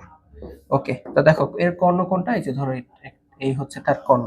তোমরা কি এটা জানো, বর্গের একটা বাহু যদি এ হয়, হ্যাঁ বর্গের একটা বাহু যদি কি হয়, এ হয়, একটা বাহু এ হলে তাহলে এর কর্ণ কি হয়, পিথাগোরাস অ্যাপ্লাই করলে তোমরা পেয়ে যাবে √2a পাবা। কিভাবে, বর্গের প্রত্যেকটা বাহুই তো সমান, তো তুমি এখানে পিথাগোরাস অ্যাপ্লাই করলে তাহলে হচ্ছে এখানে এই যে এটা পেয়ে যাবা, ধরে নাও এটা x স্কয়ার, তো এটা কি হয়ে যাবে a square plus a square, তাহলে শুধু x কি হবে √a স্কয়ার, কয়টা পেয়েছে এখানে দুইটা, দুইটা a স্কয়ার, পরে রুট আলাদা করে দাও √2, আর a স্কয়ার আর রুট কাটাকাটি যে এটা হবে, তো এটা তোমাদের এমনি তো জানা উচিত, এটা হয়ে যাবে √2a। ওকে, এখন কি বলছে, কোন বর্গক্ষেত্র তার কর্ণের উপর অঙ্কিত বর্গক্ষেত্রের কত গুণ। ওকে, তার কর্ণের উপর অঙ্কিত বর্গক্ষেত্র, এখন দেখো এই কর্ণটাকে ধরে আমরা এখন হচ্ছে বর্গ আঁকবো, ঠিক আছে? আর একটা বর্গ আঁকবো এই কর্ণটাকে ধরে। ওকে, তো এইখানে শুরুতে যেটা ছিল, শুরুতে দেওয়া ছিল এইটা, আমাকে এখানে বলছে বর্গক্ষেত্রের কত গুণ, তাই না? তো আমরা প্রথমে প্রথমটার আমরা যদি ক্ষেত্রফল বের করি, তাহলে প্রথমটার ক্ষেত্রফল হচ্ছে a স্কয়ার, বর্গক্ষেত্রের ক্ষেত্রফল প্রথমটা হচ্ছে a স্কয়ার, আর দ্বিতীয়টার বর্গক্ষেত্র মানে দ্বিতীয় যেটা, যে কর্ণটাকে ধরে যে বর্গটা আঁকলাম তার যে ক্ষেত্রফলটা যদি আমরা বের করতে চাই, তার এক বাহু হচ্ছে √2a, তার এক বাহুই হচ্ছে √2a, যে কর্ণের সমান দৈর্ঘ্য √2a, এটার স্কয়ার। তো এটা যদি আমি এখন রুটটা এখানে দিতে, এখানে 2 হয়ে যাবে আর এটা হয়ে যাবে a স্কয়ার। এখন প্রশ্ন বলছে কি, কোন বর্গক্ষেত্র তার অঙ্কিত তার কর্ণের উপর অঙ্কিত বর্গক্ষেত্রের কত গুণ। তার মানে প্রথমটা এটাকে ভাগ দিয়ে দিবা, তাই না? প্রথমটা এটাকে কি করবা, ভাগ দিয়ে দিবা, ভাগ দিলে কাটাকাটি করে হাফ পাবা, তার মানে প্রথমটার অর্ধেক। পুরো পরের যে বর্গক্ষেত্রটা পাচ্ছি আমরা, তার ক্ষেত্রফল আর শুরু যেটা ছিল তার ক্ষেত্রফল আমরা যদি অনুপাত করি হাফ পাবো, তাহলে এটা কি পেয়ে যাবো, অর্ধেক। অবশ্যই প্রথমটা ছোট, পরেরটা বড়, এই জন্য প্রথমটা অর্ধেক, তাই না? আর যদি এটা বলতো যে দ্বিতীয়টা, মানে দ্বিতীয় বর্গক্ষেত্র প্রথম বর্গক্ষেত্র কত, তখন কিন্তু আবার দ্বিতীয়টাকে আগে রাখবা, প্রথমটাকে পরে রাখবা, কাটাকাটি করলে তখন 2 পাবা, তখন বলবা যে দ্বিতীয়টা হচ্ছে দ্বিগুণ, ঠিক আছে? দ্বিতীয়টা হচ্ছে কি, দ্বিগুণ। আচ্ছা, এরপর দেখো একটি বর্গের এক বাহু দৈর্ঘ্য a হলে এর একটি কোণের দৈর্ঘ্য কত, এটা কি হবে আমরা জানি √2a, তাই না? এটা কত হবে √2a। তো ঠিক একইভাবে এখন তোমাকে যদি একটা বর্গের বাহুর দৈর্ঘ্য 6 দিয়ে দেয়, তাহলে কর্ণের দৈর্ঘ্য কত হবে? যে √2 × 6, এর মান হচ্ছে 6। তাহলে √2 × 6 কোথায় আছে? দেখো যে √2 আর 6, গ নাম্বারটা। ঠিক আছে, দেখো ABCD বর্গের, দেখো তো ABCD বর্গের এখানে এক বাহু হচ্ছে 4, বর্গ বর্গ মানে প্রত্যেক বাহুর দৈর্ঘ্য 4। এখন কর্ণের দৈর্ঘ্য কত হবে বলো তো? এটা কিন্তু তোমরা বলবা। ঠিক আছে, টাইপ 7 এর 4 নম্বরের উত্তর তোমরা বলবা। এখন দেখো একটা বর্গের পরিসীমা 36 সেন্টিমিটার, বর্গের পরিসীমা মানে তো চারটা বাহুর যোগফল, তাই না? এ এ এ এ এখানে চারটা এ আছে, এই যে পরিসীমা তো মানে 4a, এটা হচ্ছে 36, তার মানে শুধু এর মান কত আসবে? 4 দ্বারা ভাগ করলে হয়ে যাবে 9। এখন বলছে এর একটা কর্ণের দৈর্ঘ্য কত? আমরা জানি কর্ণ হবে √2 × a, এর ভ্যালু কত আসছে? 9, মানে 9√2। তাহলে কত লেখা যাবে? 9√2। একটা বর্গক্ষেত্রের কর্ণের দৈর্ঘ্য দেওয়া, এখন তার পরিসীমা কত? দেখো এখন কর্ণের দৈর্ঘ্য দেওয়া, কর্ণের দৈর্ঘ্য আমরা জানি যে √2a, এটা হচ্ছে 6। তাহলে খেয়াল করো a কত আসবে? √2 দ্বারা ভাগ হবে, তাই না? √2 দ্বারা ভাগ হবে, 6/√2। এখন প্রশ্ন বলছে যে তার পরিসীমা, কার? বর্গের পরিসীমা, বর্গের পরিসীমা হবে 4a, তার মানে 4 এর সাথে হচ্ছে যে 6√2 গুণ করে দিবা। ঠিক আছে, 6√2 গুণ করে দিবা। এখন তোমাদের সুবিধার্থে আমি 2 কে যদি ভাঙি, 2 × 2 = 4, তাই না? এভাবে লেখা যাবে 6/√2। ইভেন এই যে দুইটা যে আছে, যে কোনো এই দুইটা বা এই দুইটার যে কোনো একটা 2 কে আমরা কিন্তু √2 × √2 লিখতে পারি। কেন? তাহলে যে নিচের একটার সাথে কাটাকাটি করা যাবে। তাহলে দেখো এই যে একটা 2 আর 6, 6 × 2 = 12, আর আরেকটা √2। ঠিক আছে, তার মানে 12√2। তুমি চাইলে এটা পুরোটা একবারে ক্যালকুলেট করেও দেখতে পারো। ঠিক আছে, বাট আমার আপাতত আসলে 12√2। এটা তো একটা বর্গের কর্ণের দৈর্ঘ্য এত, তাহলে এর ক্ষেত্রফল কত? কর্ণ থেকে তুমি আগে বাহু বের করবা, আর ক্ষেত্রফল হচ্ছে আমরা জানি কি বাহু স্কয়ার, তাই না? এটা তোমরা নিজের অ্যানসার বলবা। আচ্ছা, এরপর দেখো একটা বর্গের বাহুর দৈর্ঘ্য 3 গুণ করা হলে ক্ষেত্রফল পূর্বের কত গুণ হবে? তো তোমাকে যেটা আর কি করতে হবে, একটা বর্গের বাহুর দৈর্ঘ্য 3 গুণ করা হলে, তার মানে শুরুতে প্রথমে তুমি ধরলে ওর বাহু a, তাহলে বলছে না ক্ষেত্রফল কত গুণ হবে, তাহলে পরে প্রথমেই ক্ষেত্রফল আসবে a²। বাট এখন বলছে বর্গের বাহুর দৈর্ঘ্য 3 গুণ করা হলে, মানে দ্বিতীয় কেসে বাহুকে করা হবে 3 গুণ। এটা হচ্ছে বাহু, আমরা জানি ক্ষেত্রফল কি হয়? ক্ষেত্রফল হচ্ছে বাহুর স্কয়ার, বাহুর স্কয়ার। তো 3 ² 9, a² a², তাই তো? এখন আমাকে কি বলছে যে উহার ক্ষেত্রফল পূর্বের ক্ষেত্রফলের কত গুণ, তাই না? নতুনটার ক্ষেত্রফল পূর্বের কত গুণ, তার মানে নতুনটাকে আগে লিখবা, নতুনটা আগে, পূর্বেরটা পরে লিখবা। তো কাটাকাটি করে কত আসবে? 9। তাহলে নতুন ক্ষেত্রফল পূর্বের 9 গুণ। ঠিক আছে, আচ্ছা এরপর দেখো একটা বর্গের বাহুকে 3 গুণ করা হলে পরিবর্তিত ক্ষেত্রফল পূর্বাপেক্ষা কত গুণ হবে? দেখো একই অঙ্ক, তাই না? একটা বর্গের বাহুকে কি করা হবে? 3 গুণ করা হলে, 3 গুণ করা হলে। ওকে, এরপর দেখো আমরা টাইপ 8 এ চলে আসি, রম্বস নিয়ে। রম্বসের ক্ষেত্রে আমরা কি জানি বলতো? তোমাদের একটু ক্লু বলে দিই যেন তোমাদের সুবিধা হয়। রম্বস হচ্ছে কি, যার 4টা বাহু সমান, বাট হচ্ছে কর্ণগুলা অসমান। কর্ণগুলা কি হয় বলতো? কর্ণগুলা হয় ভাইয়া অসমান। হ্যাঁ, রম্বসের ক্ষেত্রে একটা কাহিনী আছে ইম্পর্টেন্ট। রম্বসের যে কর্ণগুলা, তো একটা ধরো হচ্ছে D1 আর একটা ধরো হচ্ছে D2 দৈর্ঘ্য। তো পুরো রম্বসের ক্ষেত্রফল আসবে হচ্ছে হাফ ইন্টু কর্ণদ্বয়ের গুণফল। ঠিক আছে, এটা হচ্ছে রম্বসের ক্ষেত্রফল, এটা নিয়ে প্যারা নাই। একটা মোস্ট ইম্পর্টেন্ট ডাটা হচ্ছে কি, রম্বসরা ওরা নিজেদেরকে সমকোণে সমদ্বিখণ্ডিত করে। রম্বস কি হয়? সমকোণে সমদ্বিখণ্ডিত করে। তার মানে দেখো এটা পুরোটা যদি D1 হয়, হ্যাঁ, তাহলে এতটুকু দৈর্ঘ্য হবে D1 এর অর্ধেক, এতটুকু D1 এর অর্ধেক। আর পুরোটা যদি D2 হয়, তো এতটুকু হবে D2 এর অর্ধেক, এতটুকু হবে D2 এর অর্ধেক। কর্ণদ্বয় সমকোণে সমদ্বিখণ্ডিত হয়, এটা খুব ইম্পর্টেন্ট একটা কনসেপ্ট। তো দেখো রম্বসের কর্ণদ্বয় যদি P1 আর P2 হয়, D1 D2 এর জায়গায় P1 P2, তাহলে ক্ষেত্রফল কত? হাফ ইন্টু P1 P2, যে কর্ণদ্বয়ের গুণফল ইন্টু হাফ, কর্ণদ্বয়ের গুণফল ইন্টু হাফ। দেখো একটা রম্বসের দুইটা কর্ণের দৈর্ঘ্য, একটা 12 আর 15 দেওয়া, এখন এর ক্ষেত্রফল কত? ওই যে কর্ণদ্বয়ের গুণফল ইন্টু হাফ, এটা যা আসে 2 দিয়ে 12 কাটলে 6, 15 আর 6 এর গুণফল কত বলো তো? 15 আর 6 এর গুণফল ক্যালকুলেটর করো, 5 6 30, এটা 90, তাই না? কত আসবে? 90 বর্গ সেন্টিমিটার। দেখো একটা রম্বসের একটা কর্ণ 8, ক্ষেত্রফল এত, অপর কর্ণ কত? অপর কর্ণ xই ধরো, যে কর্ণদ্বয়ের গুণফল মানে 8x আর তার সাথে হচ্ছে হাফ গুণ, এটা হচ্ছে রম্বসের ক্ষেত্রফল, এটা তো হচ্ছে 40। তাহলে দেখো 2 দিয়ে 8 কাটলে এখানে 4 হয়, তো 4 আবার এখানে ভাগ দিয়ে দাও, তাহলে 40/4, হিসাব করলে আসবে হচ্ছে 10। ঠিক আছে, তার মানে অপর কর্ণ আসবে কত? 10। তো এটা খুবই ইম্পর্টেন্ট, তোমাদের এটা খুবই ইম্পর্টেন্ট, এই যে এই কনসেপ্টটা কিন্তু লাগবে, যে সমকোণে সমদ্বিখণ্ডিত হয়, এই কনসেপ্টটা কিন্তু এখানে লাগবে। কেন ইম্পর্টেন্ট খেয়াল করো, এখানে বলতেছে এসি মানে এ থেকে সি মানে একটা কর্ণ হচ্ছে 16, বিডি আর একটা কর্ণ হচ্ছে 12, মানে তোমাকে রম্বসের দুইটা কর্ণ দেওয়া আছে। এখন রম্বসের একটা বাহু এ বি বাহুর দৈর্ঘ্য জানতে চাচ্ছে, এ বি জানতে চাচ্ছে, ঠিক আছে, এ বি জানতে চাচ্ছে। এখানে কিন্তু বলা নেই এটা রম্বস। আমি কিভাবে বুঝছি রম্বস জানো? চিত্রের দিকে তাকাও, চিত্রে দেখো প্রত্যেকটা বাহুকে সমান বলতেছে, মানে এই বিপরীত বাহু সমান, এই বিপরীত বাহু সমান, আর কর্ণ কি দেখলাম? কর্ণ অসমান, এই কারণে এটা রম্বস। কর্ণ সমান হয়ে গেলে এটা বর্গ হয়ে যেত।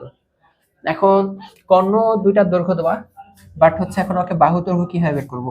এটা বের করার একমাত্র ক্লু হচ্ছে সমকোণে সমদ্বিখণ্ডিত হয় যে। হ্যাঁ দেখো বড়টা এসির ভ্যালু হচ্ছে 16, তার মানে শুধু এতটুকুর মান কত বলতো? শুধু এতটুকুর মান কত হবে? 8। এই বিডির মান দেখো 12, তো শুধু এতটুকুর মান, এই যে শুধু এতটুকুর মান কত হবে বলতো? এটা মান হবে গিয়ে 6। তাহলে এখন জাস্ট এই যে অতিভুজ বের করতে হবে, অর্থাৎ পিথাগোরাসের কনসেপ্টে যদি এক্স ও হয়, তো এক্স স্কয়ার ইকুয়াল টু কি হবে? 8 স্কয়ার প্লাস 6 স্কয়ার, 8 8 64, 6 6 36, তাই না? তাহলে এটা কত আসবে জানো? এটা আসবে হচ্ছে কি 100। তাহলে এক্স আসবে হচ্ছে √100, √100 মানে 10। ওকে, এই হচ্ছে রম্বসের একটা বাহুর দৈর্ঘ্য। এটা কিন্তু খুব ইম্পর্টেন্ট একটা কোশ্চেন। আচ্ছা, এখন দেখো আমরা ট্রাপিজিয়ামের দিকে চলে আসি, টাইপ 9 এ। ট্রাপিজিয়ামের ক্ষেত্রে ট্রাপিজিয়ামের কনসেপ্টটা হচ্ছে কি, আমাদের দুইটা বিপরীত বাহু সমান্তরাল হবে, দুইটা বিপরীত বাহু সমান্তরাল হবে, বাকি দুইটা অসমান্তরাল হয়। যে দেখো যেহেতু চতুর্ভুজের দুইটা বাহু পরস্পর সমান্তরাল আর অপর দুইটা বাহু সমান্তরাল নয়, মানে কি অসমান্তরাল, তাহলে সেটাকে আমরা কি বলবো? সেটা হচ্ছে ট্রাপিজিয়াম বলবো। ওকে, সেটাকে কি বলবো? ট্রাপিজিয়াম বলবো। তো ট্রাপিজিয়ামের ক্ষেত্রে আমি যদি তোমাদেরকে একটু চিত্র এঁকে দেখাই, তোমরা ট্রাপিজিয়াম চিনবা।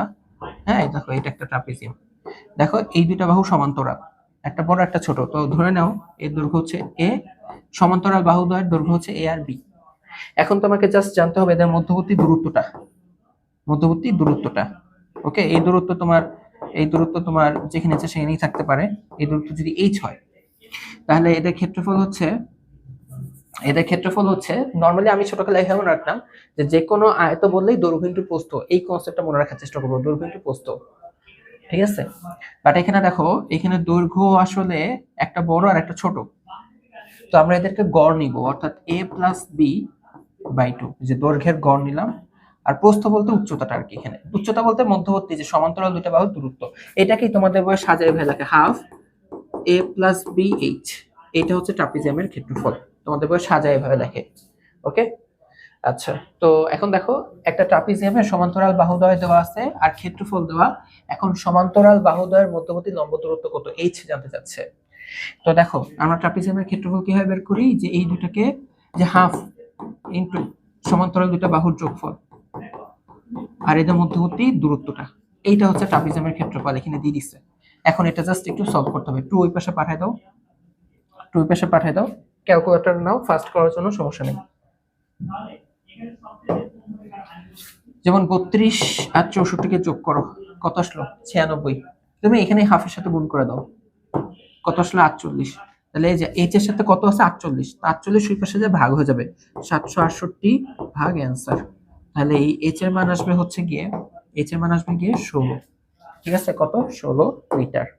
বুঝতে পারছো? ওকে, এখন দেখো ট্রাপিজিয়ামের সমান্তরাল বাহুদ্বয়ের দৈর্ঘ্য দেওয়া, উচ্চতা দেওয়া, এর ক্ষেত্রফল কত, এটা তোমরা বের করবা, ক্ষেত্রফল তোমরা বের করবা। দেখো এ বি সি ডি এর ক্ষেত্রফল কত? এ বি সি ডি, দেখো এই পুরাটা 10, এতটুকু 6, মধ্যবর্তী দূরত্ব 5, যা সূত্র বসাই দিবা, সূত্র বসাই দিলে কিন্তু তোমার অ্যান্সার বের হয়ে যাবে। এরপর দেখো টাইপ 10, 10 হচ্ছে কি সামান্তরিক সংক্রান্ত। সামান্তরিক চেনো? সামান্তরিক হচ্ছে দুটো বিপরীত বাহু সমান্তরাল, সমান আর সমান্তরাল হয়, কর্ণগুলা অসমান হয়, তাই না? কর্ণগুলা কি হয়? কর্ণগুলা কিন্তু অসমান হয়, এটাকে আমরা বলি সামান্তরিক। তো সামান্তরিকের ক্ষেত্রফল বের করার জন্য আমরা দুইটা সূত্র শিখছি বইয়ে। এক হচ্ছে যদি সামান্তরিকের ভূমি দেওয়া থাকে আর সামান্তরিকের উচ্চতা দেওয়া থাকে, তখন সামান্তরিকের ক্ষেত্রফল, হ্যাঁ, সামান্তরিকের যে এরিয়াটা, ক্ষেত্রফলটা সেটা আসবে বি ইন্টু এইচ। আবার আর একটা কাহিনী থাকতে পারে যে তোমাকে যে কোনো একটা কর্ণের দৈর্ঘ্য দেওয়া, আর কর্ণ থেকে বিপরীত শীর্ষ পর্যন্ত দূরত্ব দেওয়া থাকবে, হ্যাঁ, বিপরীত শীর্ষ পর্যন্ত দূরত্ব দেওয়া থাকবে। তো সেই ক্ষেত্রেও যে কর্ণের দৈর্ঘ্য যদি ডি হয় আর সেই বিপরীত শীর্ষ পর্যন্ত দূরত্ব যদি এইচ হয়, সেই ক্ষেত্রেও হচ্ছে এরিয়া, সংক্ষেপে লিখলাম, হ্যাঁ, ডি ইন্টু এইচ। এই হচ্ছে সামান্তরিকের কাহিনী। তো এটাই সামান্তরিকের ভূমি দেওয়া আর উচ্চতা দেওয়া, যে বি আর এইচ দেওয়া, তাহলে ক্ষেত্রফল কত?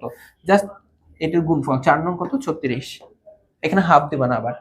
তো সামান্তরিকের পরিসীমা এত, সন্নিহিত বাহুদ্বয়ের অনুপাত এত হলে বৃহত্তম ক্ষুদ্রতম বাহুর দৈর্ঘ্যের অন্তর্গত। দেখো এখানে কি বলছে, সামান্তরিকের পরিসীমা বলছে, তাই না? তো দেখো সামান্তরিকের পরিসীমা, তো আমরা হচ্ছে সামান্তরিক আঁকলাম। ওকে, পরিসীমা এখন বলছে সন্নিহিত বাহুদ্বয়ের অনুপাত। সন্নিহিত বাহুদ্বয় বলতে এইটা, তো এটা যদি এ হয় এটাও এ, এটা যদি বি হয় এটাও বি, জিনিসটা হচ্ছে এরকম। ওকে, তো আমরা এভাবে এ বি মানে বললাম যে এই দুইটা বাহু সমান, এই দুইটা বাহু সমান হয়। ওকে, আচ্ছা এখন বলছে বাহুদ্বয়ের অনুপাত 4:3। আমরা জানি আমরা অনুপাত থাকলে আমরা এগুলোকে 4x আর 3x এভাবে ধরে অঙ্ক করি, তাই না? তো তাহলে একটা বাহুকে ধরুন 4x আর একটা সন্নিহিত বাহু ধরবো 3x। তো এটা 4x হলে এটা 4x, এটা 3x হলে এটা 3x। তো চারটা বাহু যোগফল করো, তো 4x 4x মিলে লেখা যাবে 8x, 3x 3x মিলে লেখা যাবে 6x। এই হলো পরিসীমা। পরিসীমা প্রশ্ন বলে দিচ্ছে 28। ওকে, তাহলে 8 আর 6 কত হবে? 14, মানে 14টা x, এই হয়ে যাবে 28। তাহলে 14 দিয়ে ভাগ দাও, তাহলে x এর ভ্যালু হয়ে যাবে 2। x এর ভ্যালু আমরা 2 পেলাম। এখন আমাকে বলছে বৃহত্তম আর ক্ষুদ্রতম বাহুর দৈর্ঘ্যের অন্তর্গত। এইটা হচ্ছে আমার বৃহত্তম বাহু, x এর মান বসে দাও, 4 দুগুণ 8, তাই না? 4 × 2, 4 দুগুণ 8 পেলাম। এটা ছোট বাহু, x এর মান বসে দাও, 3 × 2, 2 মানে 6। তো বড় বাহু আর ক্ষুদ্র বাহু, মানে বড় বাহু 8, ক্ষুদ্র বাহু 6। এখন এদের অন্তর মানে বড়টা থেকে ছোটটা বিয়োগ, তাই না? বড়টা থেকে ছোটটা বিয়োগ, তাহলে এটা আসবে কত? 2। এই অন্তর কত? 2 আসবে। দেখো সামান্তরিকের ভূমি দেওয়া, উচ্চতা দেওয়া, ক্ষেত্রফল কত, কোনো কথা নাই, SW।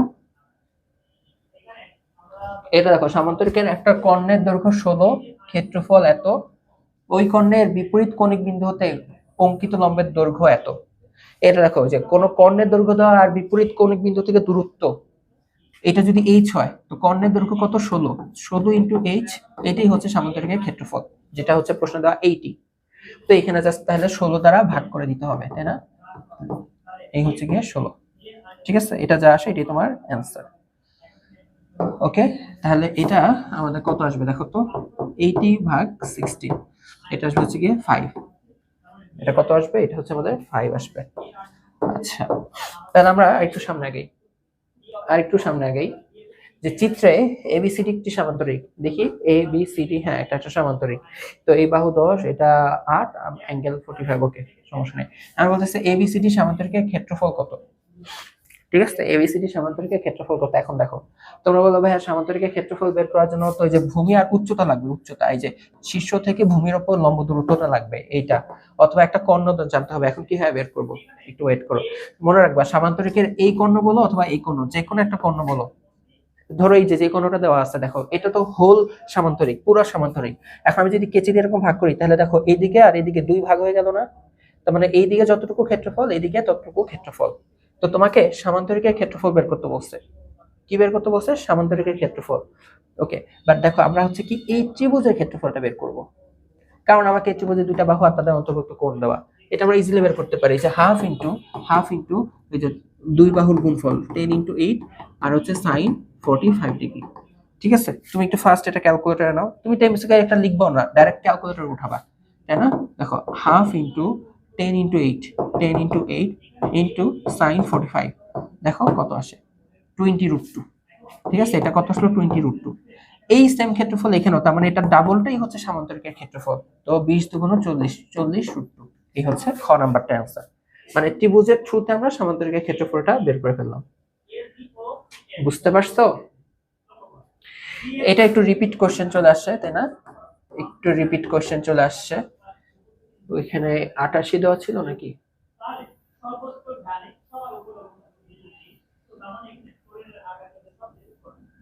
ওকে, আমরা দেখো এখন 11তে চলে আসছে বৃত্তের উপর। তোমরা বৃত্ত চিনো?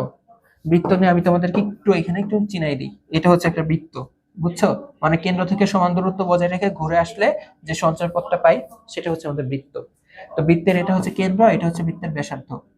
আর এই দেখো বৃত্তের এটাকে যদি কেটে, এই রশিটাকে যদি আমি কেটে এরকম বিছাই দিই, হ্যাঁ, বৃত্তের এটাকে কেটে আমি যদি এখানে বিছাই দিই, তাহলে এখানে যে দৈর্ঘ্যটা পাবো সেটাকে আমরা বলি বৃত্তের পরিধি। পরিসীমার মতন আর কি, অন্যান্য চতুর্ভুজ ত্রিভুজের পরিসীমা, বৃত্তের ক্ষেত্রে এটাকে বলা হয় পরিধি। এই পরিধি পাওয়া যায় হচ্ছে 2πr। এখানে আবার পাই আসছে, যেটা পাই এর মান হচ্ছে 3.1416 ব্যবহার করবা। ঠিক আছে, 3.141592653589323793236462643338 এরকম আর কি মানটা কিছুটা। তো তুমি 4টা ডিজিট ইউজ করবা। তো ওকে, বুঝলাম, পরিধি বুঝলাম। আর আরেকটা জিনিস হচ্ছে কি, কোনো বৃত্তাকার চাকা যদি একবার ঘুরে তাহলে পরিধি সমান দূরত্ব অতিক্রম করে। এটা দিয়ে কিন্তু অনেক অঙ্ক হয়। হ্যাঁ, এটা দিয়ে কিন্তু অনেক অঙ্ক হয়। আচ্ছা, যাই হোক, এখন হচ্ছে বৃত্তের যে ক্ষেত্রফল, হ্যাঁ, এরিয়া, এই যে এরিয়া, বৃত্তের এরিয়া, এটা আমরা কিভাবে বের করি? পাই আর স্কয়ার, পাই আর স্কয়ার। আবার বৃত্তের ক্ষেত্রে আছে চাপ আর বৃত্তকলা। হ্যাঁ, বৃত্তচাপ আর বৃত্তকলা। দেখো, কেন্দ্র থেকে, এটা কেন্দ্র, আমি যদি পরিধির উপর দুইটা পয়েন্ট চিহ্নিত করি, এ আর বি, এই যে এ আর বি এর যে দৈর্ঘ্যটা, হ্যাঁ, এই যে বাঁকা, এই যে এটাকে বলা হয় চাপ। ঠিক আছে, এক কেন্দ্র থেকে এই চাপ এখানে যে ক্ষেত্রফলটা গঠন করতেছে পিৎজার স্লাইসের মতন, সেটাকে বলা হয় বৃত্তকলা। সেটাকে কি বলা হয়? বৃত্তকলা। তো এই চাপ যেটা এস, এটা কিভাবে বের করবা? বৃত্তকলা কিভাবে বের করবা? চাপ, চাপ যেটা এস, এটা তুমি এভাবে বের করবা, আর থিটা, আর এখানে দিব হচ্ছে পাই বাই 180, আর থিটা ইন্টু পাই বাই 180। আর বৃত্তকলা যেটা, সেটা মনে রাখবো হচ্ছে পাই আর স্কয়ার পাই বাই 360। এটা হচ্ছে ক্ষেত্রফল, বৃত্তকলার সূত্র, আর নিচেটা হচ্ছে বৃত্তচাপ বের করার সূত্র। ওকে, তো আমাদের প্রথম অঙ্ক যেটা, একটা বৃত্তের ব্যাস, ব্যাস মানে কি? ব্যাসার্ধের ডাবল, তো ব্যাসার্ধ লাগবে আমাদের। তাহলে ব্যাসার্ধ হচ্ছে কি? এটার অর্ধেক, এটা আসবে 13। এর পরিধি কত? এই যে পরিধি সূত্র হচ্ছে 2 পাই আর। ঠিক আছে, পরিধি সূত্র হচ্ছে কি 2 পাই আর, কোনো কথা নাই, যারা ক্যালকুলেটর নিয়ে করে ফেলবা। ঠিক আছে, 2 ইন্টু 3.1416 ইন্টু আর হচ্ছে কত? 13, 2 পাই আর। এটা কত আসে দেখো তো? 81 দশমিক সামথিং। ঠিক আছে, 81 দশমিক সামথিং হচ্ছে খ নাম্বারটা। ওকে, এরপর দেখো, একটা চাকার ব্যাস 4.2, 4.2 না, এটা অর্ধেক করলে আসবে 2.1। ঠিক আছে, ব্যাসার্ধ, আমি সবসময় ব্যাসার্ধ নিয়ে যে অঙ্ক করি। তো চাকাটি 330 মিটার, দেখো এটা সেন্টিমিটারে, খেয়াল রেখো, এটা সেন্টিমিটার, এটা মিটার, যেটা কয়বার ঘুরবে। ঠিক আছে, তো আমাদের এখানে পরিধির কনসেপ্ট, পরিধির কনসেপ্ট, তুমি এখান থেকে পরিধি বের করবা। 2 পাই আর টা কত আসলো? 2 পাই আর কত আসলো? ঠিক আছে, এটা 2 পাই আর, 2 ইন্টু 3.1416 ইন্টু ব্যাসার্ধ হচ্ছে 2.1, 2 পাই আর। এটা কত আসলো? 13.195, 13.195। এটা হচ্ছে পরিধি, সেন্টিমিটার আসছে, কিন্তু সেন্টিমিটারে আসছে। আমরা জানি যে পরিধি সমান গেলে একবার ঘুরে। ঠিক আছে, তার মানে যে 13.195 সেন্টিমিটার অতিক্রম করলে চাকাটা ঘুরে হচ্ছে একবার, চাকা ঘুরে একবার। আর এখন আমাকে বলছে 330 বার যেতে, 330 বার, 330 বার। তো এটাকে আগে সেন্টিমিটারে নিতে হবে। 330 মিটার, এটাকে সেন্টিমিটারের জন্য 100 দিয়ে গুণ করতে হবে। তার মানে 33000। তাহলে দেখো, এতবার যেতে, তাহলে একবার যেতে এটা ঘুরে হচ্ছে, মানে এত সেন্টিমিটারের জন্য ঘুরে একবার, তাহলে এত 1 সেন্টিমিটারের জন্য হবে হচ্ছে 13.195 বার। আর ওই যে 33000 সেন্টিমিটারের জন্য এটা ঘুরবে 33000 13.195, এটা ভাগ 13.195, এটা আসলে হচ্ছে 2500 বার। তো আমার যেটা মনে হচ্ছে এই প্রশ্নে ভুল আছে, প্রশ্নে 2500 বার আসছে তো আমার, এটা মনে হয় 330 সেন্টিমিটারই রাখছে হয়তো বা প্রশ্নে, বুঝছো? এটা যদি সেন্টিমিটার হয়, এটা যদি সেন্টিমিটার হয়, তাহলে 330 ভাগ যে 13.195, তখন কিন্তু 25 বার হবে आंसर। যাই হোক, একটু তোমরা দেখবা সেন্টিমিটার মিটার কোনটা, বাট প্রশ্নে এরকম ভুল করবে না, এখানে টাইপিং মিস্টেকের কারণে সেন্টিমিটার মিটার একটু প্যাচ লাগতে পারে হয়তোবা, মানে এইখানে একটু এরকম হয়েছে। বাট আমি অ্যাকচুয়াল নেমেই করছি, এটা মিটার না, এটা সেন্টিমিটার ধরে অঙ্ক করবা, তাহলে মিলে যাবে। ওকে, আচ্ছা, এরপর দেখো, একটা বৃত্তের কেন্দ্রস্থ কোণ 144 ডিগ্রি এবং ব্যাসার্ধ এত হলে বৃত্তচাপের দৈর্ঘ্য কত? ওই যে একটু আগে আমি এই সূত্র দেখালাম না, বৃত্তচাপ, এই যে দেখো, এই যে এই চাপ, এই যে এখানে যে কোণটা উৎপন্ন হয় সেটা হচ্ছে থিটা। এই যে বৃত্তচাপের দৈর্ঘ্য এস, এটা হচ্ছে আর থিটা পাই বাই 180। এখানে আর এর ভ্যালু বসাও। ব্যাসার্ধ লাগবে, ব্যাসার্ধ, এটা ব্যাসার্ধ হচ্ছে কত? 10। থিটা, থিটার মান বসাও 144, পাই এর মান কত? 3.1416, এই হচ্ছে 180। এটা যা আসে এটাই হচ্ছে অ্যান্সার, সূত্রে যা বসে যা আসবে এটাই হচ্ছে অ্যান্সার। তাহলে দেখো, 10 ইন্টু 144 ইন্টু 3.1416, তিনটা গুণ ভাগ 180, ভাগ 180 দিলে এটা আসবে হচ্ছে 25.123। ও আচ্ছা, এখানে পাইয়ে রাখছে, তাহলে পাইকে ভাঙে নাই, অপশনে খেয়াল করিনি আমি, সরি। তাহলে পাইকে ভাঙে নাই, না ভাঙলে আমরাও ভাঙবো না, তাহলে আমরা জাস্ট এতটুকু হিসাব করবো, যে এতটুকু। ঠিক আছে, এতটুকু হিসাব কিভাবে হবে? 144 ইন্টু 10, ওকে, ভাগ 180, ভাগ 180, যেটা আসলে হচ্ছে 8, আর এই হলো পাই। তাহলে অ্যান্সার কত? 8 পাই। ওকে, তো এখন দেখো আমরা হচ্ছে টাইপ 11 এর 6 নাম্বার অঙ্কে আসলাম, যে এখানে একটা বৃত্তের ব্যাসার্ধ দেওয়া আর বৃত্ত চাপ কেন্দ্রে কত কোণ উৎপন্ন করে বৃত্তকলার ক্ষেত্রফলটা তোমাকে বের করতে হবে। ঠিক আছে, এই যে বৃত্তকলার ক্ষেত্রফল, যে পিৎজা স্লাইসের যে ক্ষেত্রফলটা আমি কি ভেসে গেছিলাম, যে পাই আর স্কয়ার, কি লিখবা? পাই আর স্কয়ার থিটা বাই 360। ঠিক আছে, এটা হচ্ছে বৃত্তকলার ক্ষেত্রফল। এই ভ্যালুটা তুমি কি করবা জানো? তুমি সিম্পল ক্যালকুলেটরে উঠে দিবা। যেমন থিটা কত কোণ উৎপন্ন করছে? 60। ওকে, পাইয়ের ভ্যালু কত? 3.1416। আর হচ্ছে ব্যাসার্ধ, 5, তাহলে 5 এর স্কয়ার, ওকে, ডিভাইডেড বাই 360। 360 করলে আসে 13 সামথিং। ঠিক আছে, 13 সামথিং মানে কয় নাম্বারটা? 13.0 নয়, তখন একদম বরাবর মিলে যায়। ঠিক আছে, ওকে। তো আমরা বৃত্তকলার ক্ষেত্রফল বের করতে পারবো। এখানে কি লেখা আছে দেখো তো? চিত্রে ও কেন্দ্র বিশিষ্ট এবিসি বৃত্তাকার মাঠের, হ্যাঁ, এবিসি, আচ্ছা, এটা হচ্ছে বৃত্তাকার মাঠের 2 মিটার চওড়া হচ্ছে একটা রাস্তা আছে মাঠের সীমানা ঘেঁষে। দেখো সীমানার পাশে 2 মিটার চওড়া কি আছে? রাস্তা আছে। ওকে, এই জিনিসটা না বুঝতে পারতেছি না, তোমরা ক্যামেরায় কে কিভাবে দেখতে পাচ্ছ? 2 মিটার চওড়া, যাই হোক, এটা আচ্ছা, এই কোশ্চেনটা আমি স্কিপ করতেছি। হ্যাঁ, প্রশ্ন বুঝতে সমস্যা হচ্ছে। দেখো আমরা হচ্ছে টাইপ 12 দিকে চলে আসছি, যে আয়তাকার ঘনবস্তু ও ঘনক সংক্রান্ত। আর তোমরা যারা এটা নিয়ে ভাবতেছো ভাই এই টাইপের এমসিকিউ আসলে কি করব, তোমাদের এই টাইপের প্রশ্ন কিন্তু বইয়ে অহরহ উদাহরণের মধ্যেও আছে, বুঝছো? আমাদের পরিমিতি অধ্যায়ও আছে। ওকে, আমি দরকার হলে ওইটার আলাদা রিলস বানাই দিব, যে স্পষ্ট ভাবে বুঝায়। হ্যাঁ, একটু আগে আমি আরেকটা প্রশ্ন এখানে স্কিপ করছিলাম, যে তোমরা যদি খেয়াল করো, যে 3 নাম্বার কোশ্চেনের পর আমি কিন্তু 6 আসছি, জাস্ট তোমরা 4-5 করাই নাই, জাস্ট বিকজ চিত্র বোঝা যাচ্ছিল না। ঠিক আছে, বুঝতে পারছি, চিত্র নিয়ে আলাদাভাবে একটা রিলস বানাই দিব তোমাদেরকে।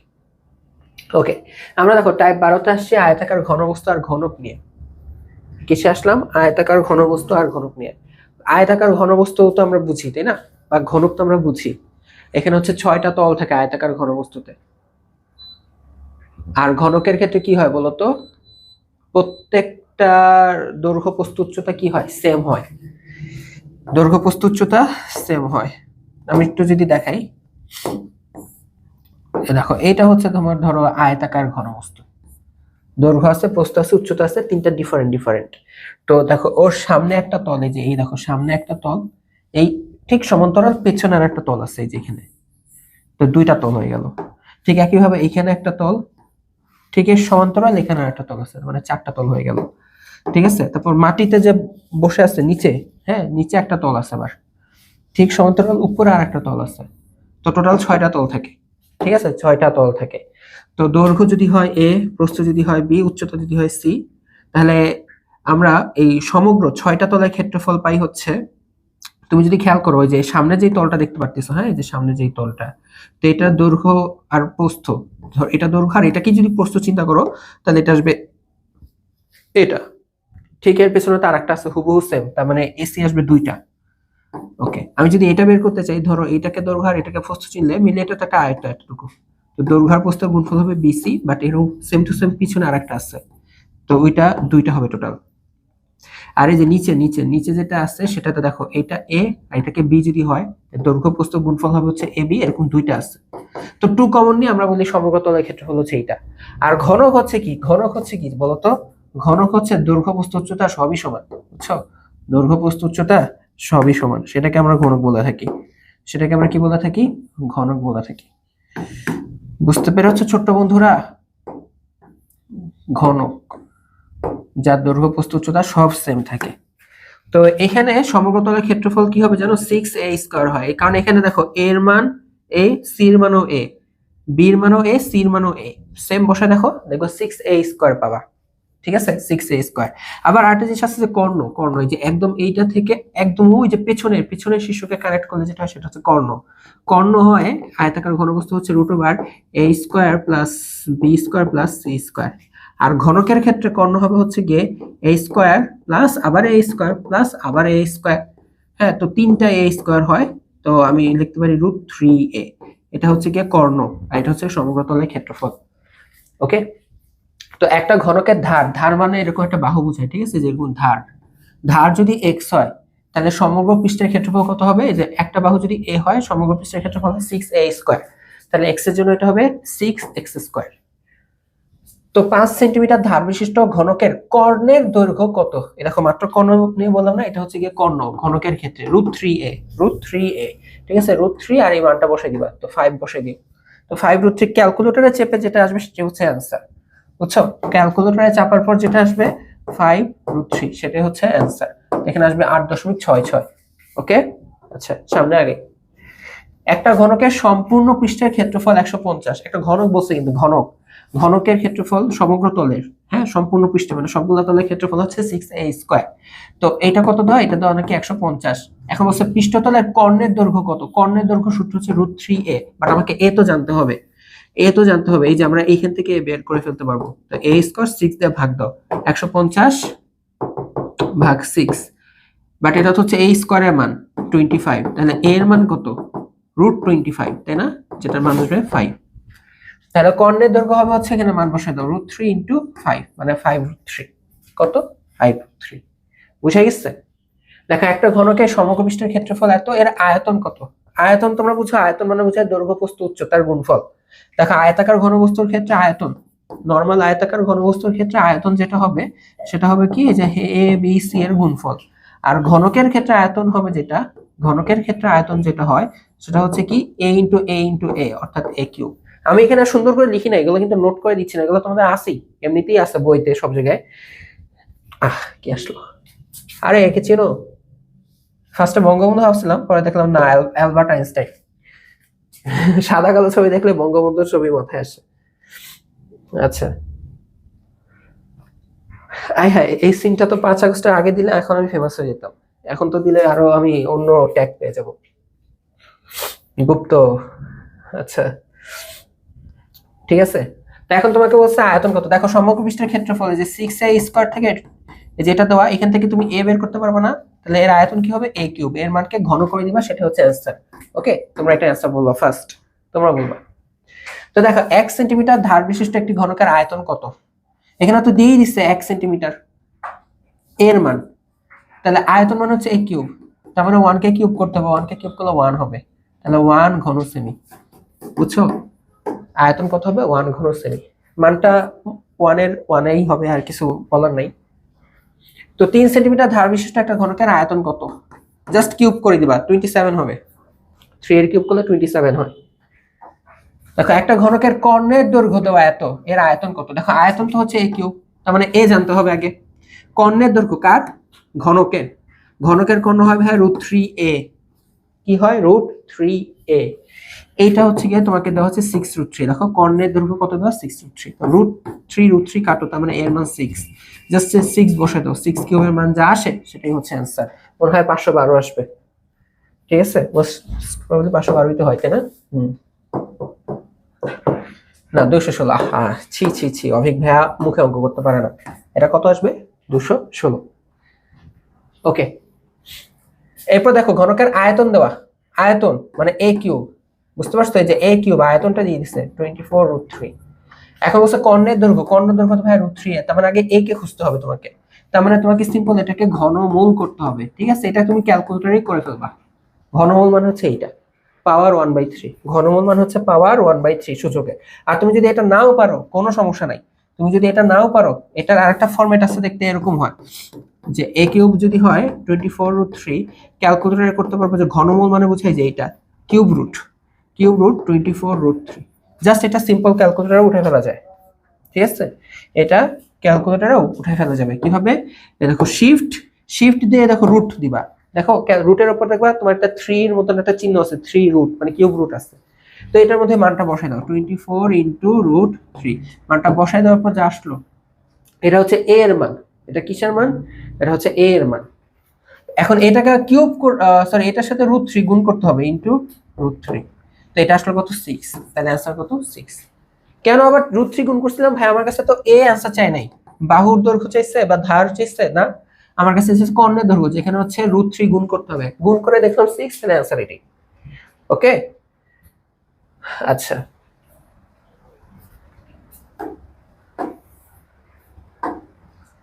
ওকে, তো এখানে একটা সুষম বহুভুজের ক্ষেত্রফল নির্ণয়ের সূত্র। সুষম বহুভুজ যদি বলে, এ সংখ্যা, এ হচ্ছে যদি বাহুর দৈর্ঘ্য বোঝায় আর এন হচ্ছে বাহু সংখ্যা বোঝায়, তাহলে এইটা হচ্ছে সূত্র, কট দিয়ে n² / 4 cot 180 degree by n।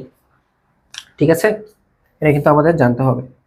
তারপর সুষম পঞ্চভুজের একটা শিরকোণ কত? এই দেখো, শিরকোণের জন্য আমি একটা সূত্র লিখে দিই। শিরকোণ এটা হচ্ছে n-2 ইন্টু 180, ঠিক আছে, ডিভাইডেড বাই n। এটা হচ্ছে সূত্র। তো এখানে n এর ভ্যালু, এখানে কত বলছে? সুষম পঞ্চভুজ, n এর ভ্যালু যদি আমি 5 বসাই, n এর ভ্যালু কত বসাই? 5 বসাই। আমি যদি এটা বের করতে যাই, তাহলে হচ্ছে 5 - 2 করলে হয়ে যাবে তো 3 into 180, okay, divided by n এর ভ্যালু কত? 5। তো এটা বসালে কত আসবে? 108। এইটা কিন্তু খুবই কমন কোশ্চেন, সুষম পঞ্চভুজের শীর্ষকোণ, এটা কিন্তু 108 হবে, এটা কিন্তু খুবই কমন। ঠিক আছে, এই সুষম পঞ্চভুজের শিরকোণ কত? এটা হবে কত? 108। ওকে, একটা সুষম ষড়ভুজের ক্ষেত্রফল এত হলে বাহুর দৈর্ঘ্য কত? ওকে, ওয়েট, এটা ক্যালকুলেটর লাগবে। সুষম ষড়ভুজের ক্ষেত্রফল, তো সুষম বহুভুজের ক্ষেত্রফলের সূত্র জানি কি? na² / 4 cot 180 degree by n। এটা না? দেখো তো, দেখো, na² / 4 cot 180 degree by n। তো তোমাকে এই রেজাল্টটাই দিয়ে দিচ্ছে 18√3। ঠিক আছে, এখন n এখানে বলছে সুষম ষড়ভুজ, তার মানে ভাই n এর ভ্যালু কত? 6। তো n এর ভ্যালু 6 বসিয়ে দিবা, 6/4 এই হলো a²। হ্যাঁ, তো cot 180/6 কত হবে জানো? 30। cot কত হবে? 30 ডিগ্রি, হলো 18√3। cot 30 ডিগ্রির মান বলো। tan 30 ভ্যালু হয় 1/√3, এটা মানে হবে শুধু √3। cot 30, এই যে cot 30 ডিগ্রি ভ্যালু কত হবে? এটা হবে শুধু √3। ঠিক আছে, এই হলো 18√3। তো √3 কাটা, আমার তো লাগবে a, তো 4 কে পাশে পাঠিয়ে দাও। যদিও 6 দিয়ে 18 এখন কাটা যায়, কাটলে এখানে আমি 3 পাবো। ঠিক আছে, 3 পাবো। তো 4 যে গুণ হয়ে গেলে তো a² 3 4 পেয়ে যাবো 12। তো এর ভ্যালু আসবে এই যে এটা, √12। √12 মানে কি জানো ভাইয়া? 3 4 12 হয়, মানে 2√3। কত আসবে? 2√3। দেখো, এই যে একটা সুষম অষ্টভুজের শিরকোণের মান কত? শিরকোণ মাত্র কি শিখলাম সূত্রটা, n-2 এর সাথে 180 গুণ ডিভাইডেড বাই n। জাস্ট এখানে n এর মান কত? অষ্টভুজ বলছে না, n এর ভ্যালু 8 বসাই দিবা। 8 - 2 মানে হচ্ছে 6 ইন্টু 180, ওকে, ডিভাইডেড বাই 6। যা আসে 180 হচ্ছে অ্যান্সার। দেখো, আমাদের হচ্ছে লাস্ট টাইপ সমবৃত্তহীন বেলন সংক্রান্ত। হ্যাঁ, বেলন, সিলিন্ডার, বেলন। তো তোমরা যারা চিনো না, তোমাদের জন্য একটু চিনাই দিই যে এরকম যদি একটা বৃত্তাকার ভূমির ওপর, হ্যাঁ, কি হয়, এর সমান্তরাল আরেকটা ভূমি থাকবে। ওকে, এটা হচ্ছে, দেখো, এই যে এটা হচ্ছে কিছু একটা সিলিন্ডার হয় বা বেলন হয়। ঠিক আছে, সিলিন্ডার হয় বা বেলন হয়। তো এই যে বৃত্তাকার ভূমি, তুমি যদি জানো এটা ব্যাসার্ধ হচ্ছে r, আর এই সিলিন্ডারের উচ্চতা যদি হয় h। তো এখানে তোমাকে অনেক কিছু জিজ্ঞাসা করবে। তোমাকে ফার্স্টে জিজ্ঞাসা করতে পারে এই সিলিন্ডারের তল কয়টা। আমি এখানে একটু লিখে দিই। হ্যাঁ, সিলিন্ডারের তল, এটা মনে রাখবে, এখানে 3টা তল, নিচে একটা, উপরে একটা, আর এই যে চারপাশে বাঁকানো। হ্যাঁ, এটা তুমি হচ্ছে একটা আয়তক্ষেত্র, নরমালি তোমাদের বসে শিখেছে সিলিন্ডার কিভাবে তৈরি হয়। আমরা যদি একটা আয়তক্ষেত্রকে একটা অক্ষের সাপেক্ষে ধরে ঘুরাই নিয়ে আসি, চারপাশ দিয়ে ঘুরাই নিয়ে আসলে যেরকম একটা শেপ পাবো, সেটা হচ্ছে কি সিলিন্ডার বা বেলন। তো আরেকটা তল হচ্ছে কি, যে বক্রপৃষ্ঠ। তোমরা ক্যান দেখছো না? ক্যান, যে ড্রিঙ্কস যে খাও, দেখবা যে নিচে আছে, উপরে আছে, চারপাশ দিয়ে বাঁকানো, আর একটা টিনের অংশ আছে। ঠিক আছে, তো 3টা তল, নিচে, উপরে, আর এটাকে আমরা বলি বক্রপৃষ্ঠ। ঠিক আছে, ওকে।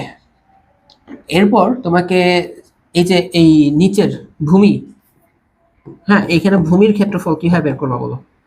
ভূমির ক্ষেত্রফল খুব ইম্পর্টেন্ট। ভূমির ক্ষেত্রফল হবে, এটা তো একটা বৃত্ত, যার ব্যাসার্ধ যদি r হয়, তো বৃত্তের ক্ষেত্রফল হচ্ছে πr²। তো নিচেরটা হলো, উপরটার ক্ষেত্রফল হচ্ছে πr²। এরপর তোমার কাছে জানতে চাইবে সিলিন্ডারের আয়তন কত। সিলিন্ডারের আয়তন। তো নর্মালি আমরা আয়তন বলতে বুঝতেছি হচ্ছে পুরা মানে মাটির উপর না, মানে উপর সহ কতটুকু জায়গা দখল করে আছে। তো এটা তো একদম সুষমভাবে এইচ, মানে এটা তো আর কোন টাইপের কিছু না যে উপরে ওঠার সাথে সাথে এটা আস্তে আস্তে চিকন হয়েছে, আস্তে আস্তে কম জায়গা দখল করছে। এটা সমানভাবেই জায়গা দখল করে গেছে সবসময়, তাই না?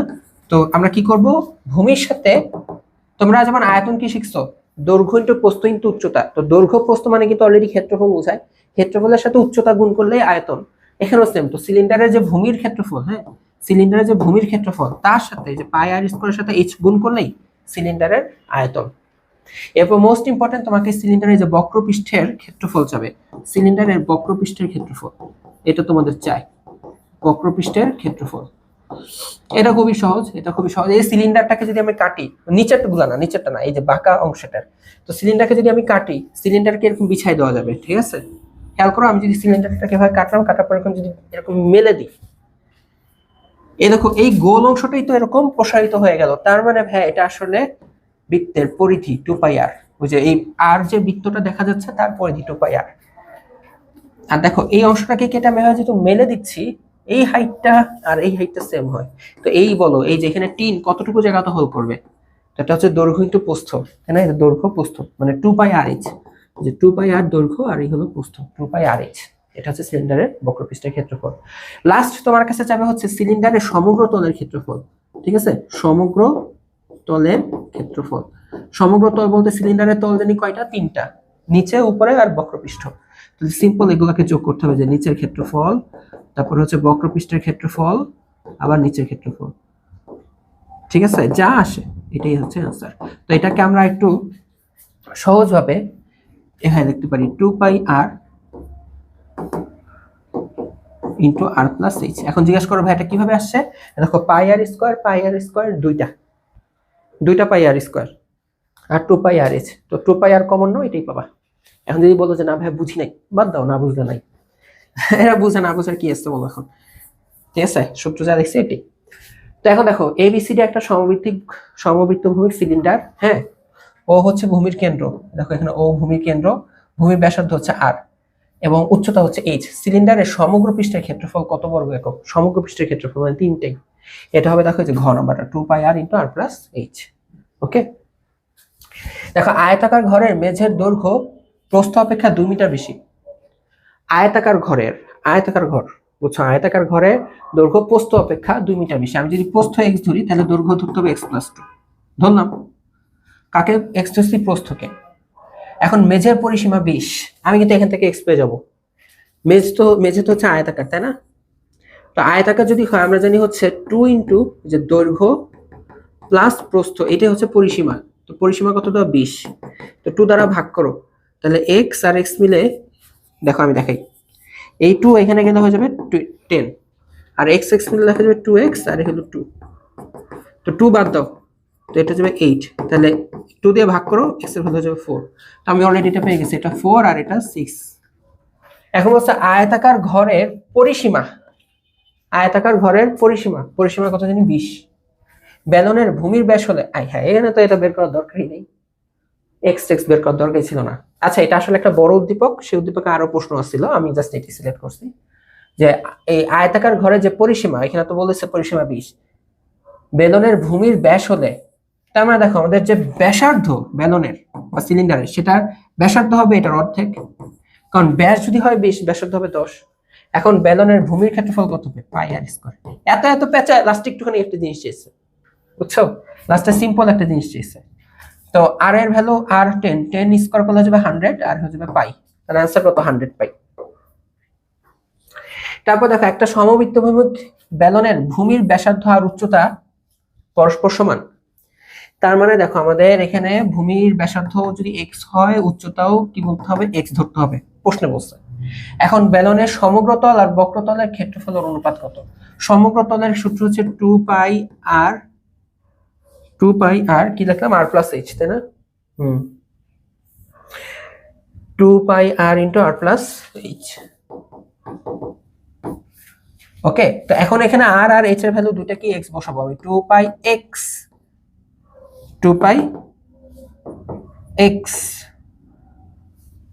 r এর ভ্যালু x, h এর ভ্যালু x।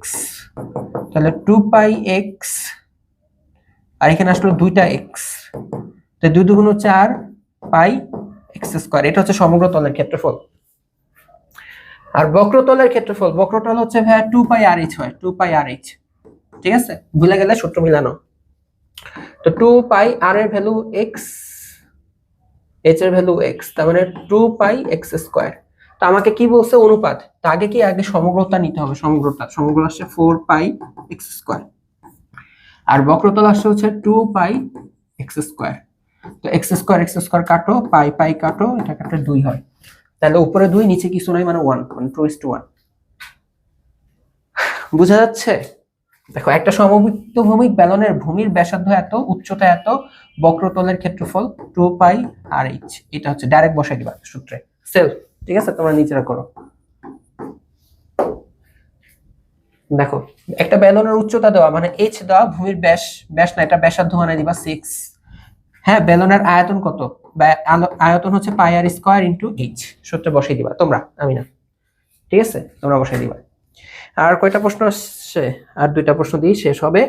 দেখা যাক। একটা সিলিন্ডারের উচ্চতা দেওয়া, ভূমির ব্যাস দেওয়া, এগুলো আমি তোমাদের ধরাই দেবো, আমি নিজে করব না, ব্যাসার্ধটাকে আলাদা করলাম। আর বলছে বক্রতলের ক্ষেত্রফল এত কিনা, তোমরা টেস্ট করো। বক্রতলের সূত্র হচ্ছে 2 পাই আর এইচ, তো মান বসায় তোমরা মান চেক করো। সমগ্রতলের ক্ষেত্রফল এত কিনা, সমগ্রতল আসবে 2 পাই আর ইনটু আর প্লাস এইচ, তোমরা মান বসায় চেক করবা। আয়তন, আয়তন হচ্ছে কি, যে পাই আর স্কয়ার এর সাথে এইচ গুণ করবা, তোমরা মান বসায় টেস্ট করবা। এখানে তিনটাই আছে, সমগ্রতল, বক্রতল আর ভূমির, না সরি আয়তন, আয়তন, তিনটাই টেস্ট করে দেখবা ঠিক আসে কিনা। এই সেম জিনিসটাই তোমাদের একই রকম। ওকে, তো এটা দিয়ে তোমাদের ক্লাস শেষ হয়। তো তোমাদের কাছে আমি হচ্ছে একটু ক্ষমা প্রার্থী, ক্ষমা প্রার্থী। কি কারণে ক্ষমা প্রার্থী? যে আমার এই ক্লাসটা আপলোড হওয়ার কথা রুটিন অনুসারে সন্ধ্যা 7টায়, আর এখন অলরেডি বাজে রাত 8টা, তাই না? ক্ষমা প্রার্থী আমি, রাত 8টা বাজে। তো তোমাদের ক্লাসটা আপলোড হয়ে যেতে আনুমানিক 10টার মতন বেজে যাবে। ওকে, আর স্লাইড রেডি করতে আমার একটু টাইম লাগছিল, গতকালকে থেকে স্লাইড রেডি করতেছিলাম। তো তোমরা একটু ক্ষমা সুন্দর দৃষ্টিতে দেখবা। ওকে, তো দেখা হবে নেক্সট ক্লাসে। আমার নেক্সট ক্লাস হচ্ছে ভেক্টরের উপর, সমতলীয় ভেক্টর। ওকে, আর তোমরা এই চ্যাপ্টারের উপর একটু ওয়েবসাইটে যে এক্সাম দিয়ে আসো। টাটা।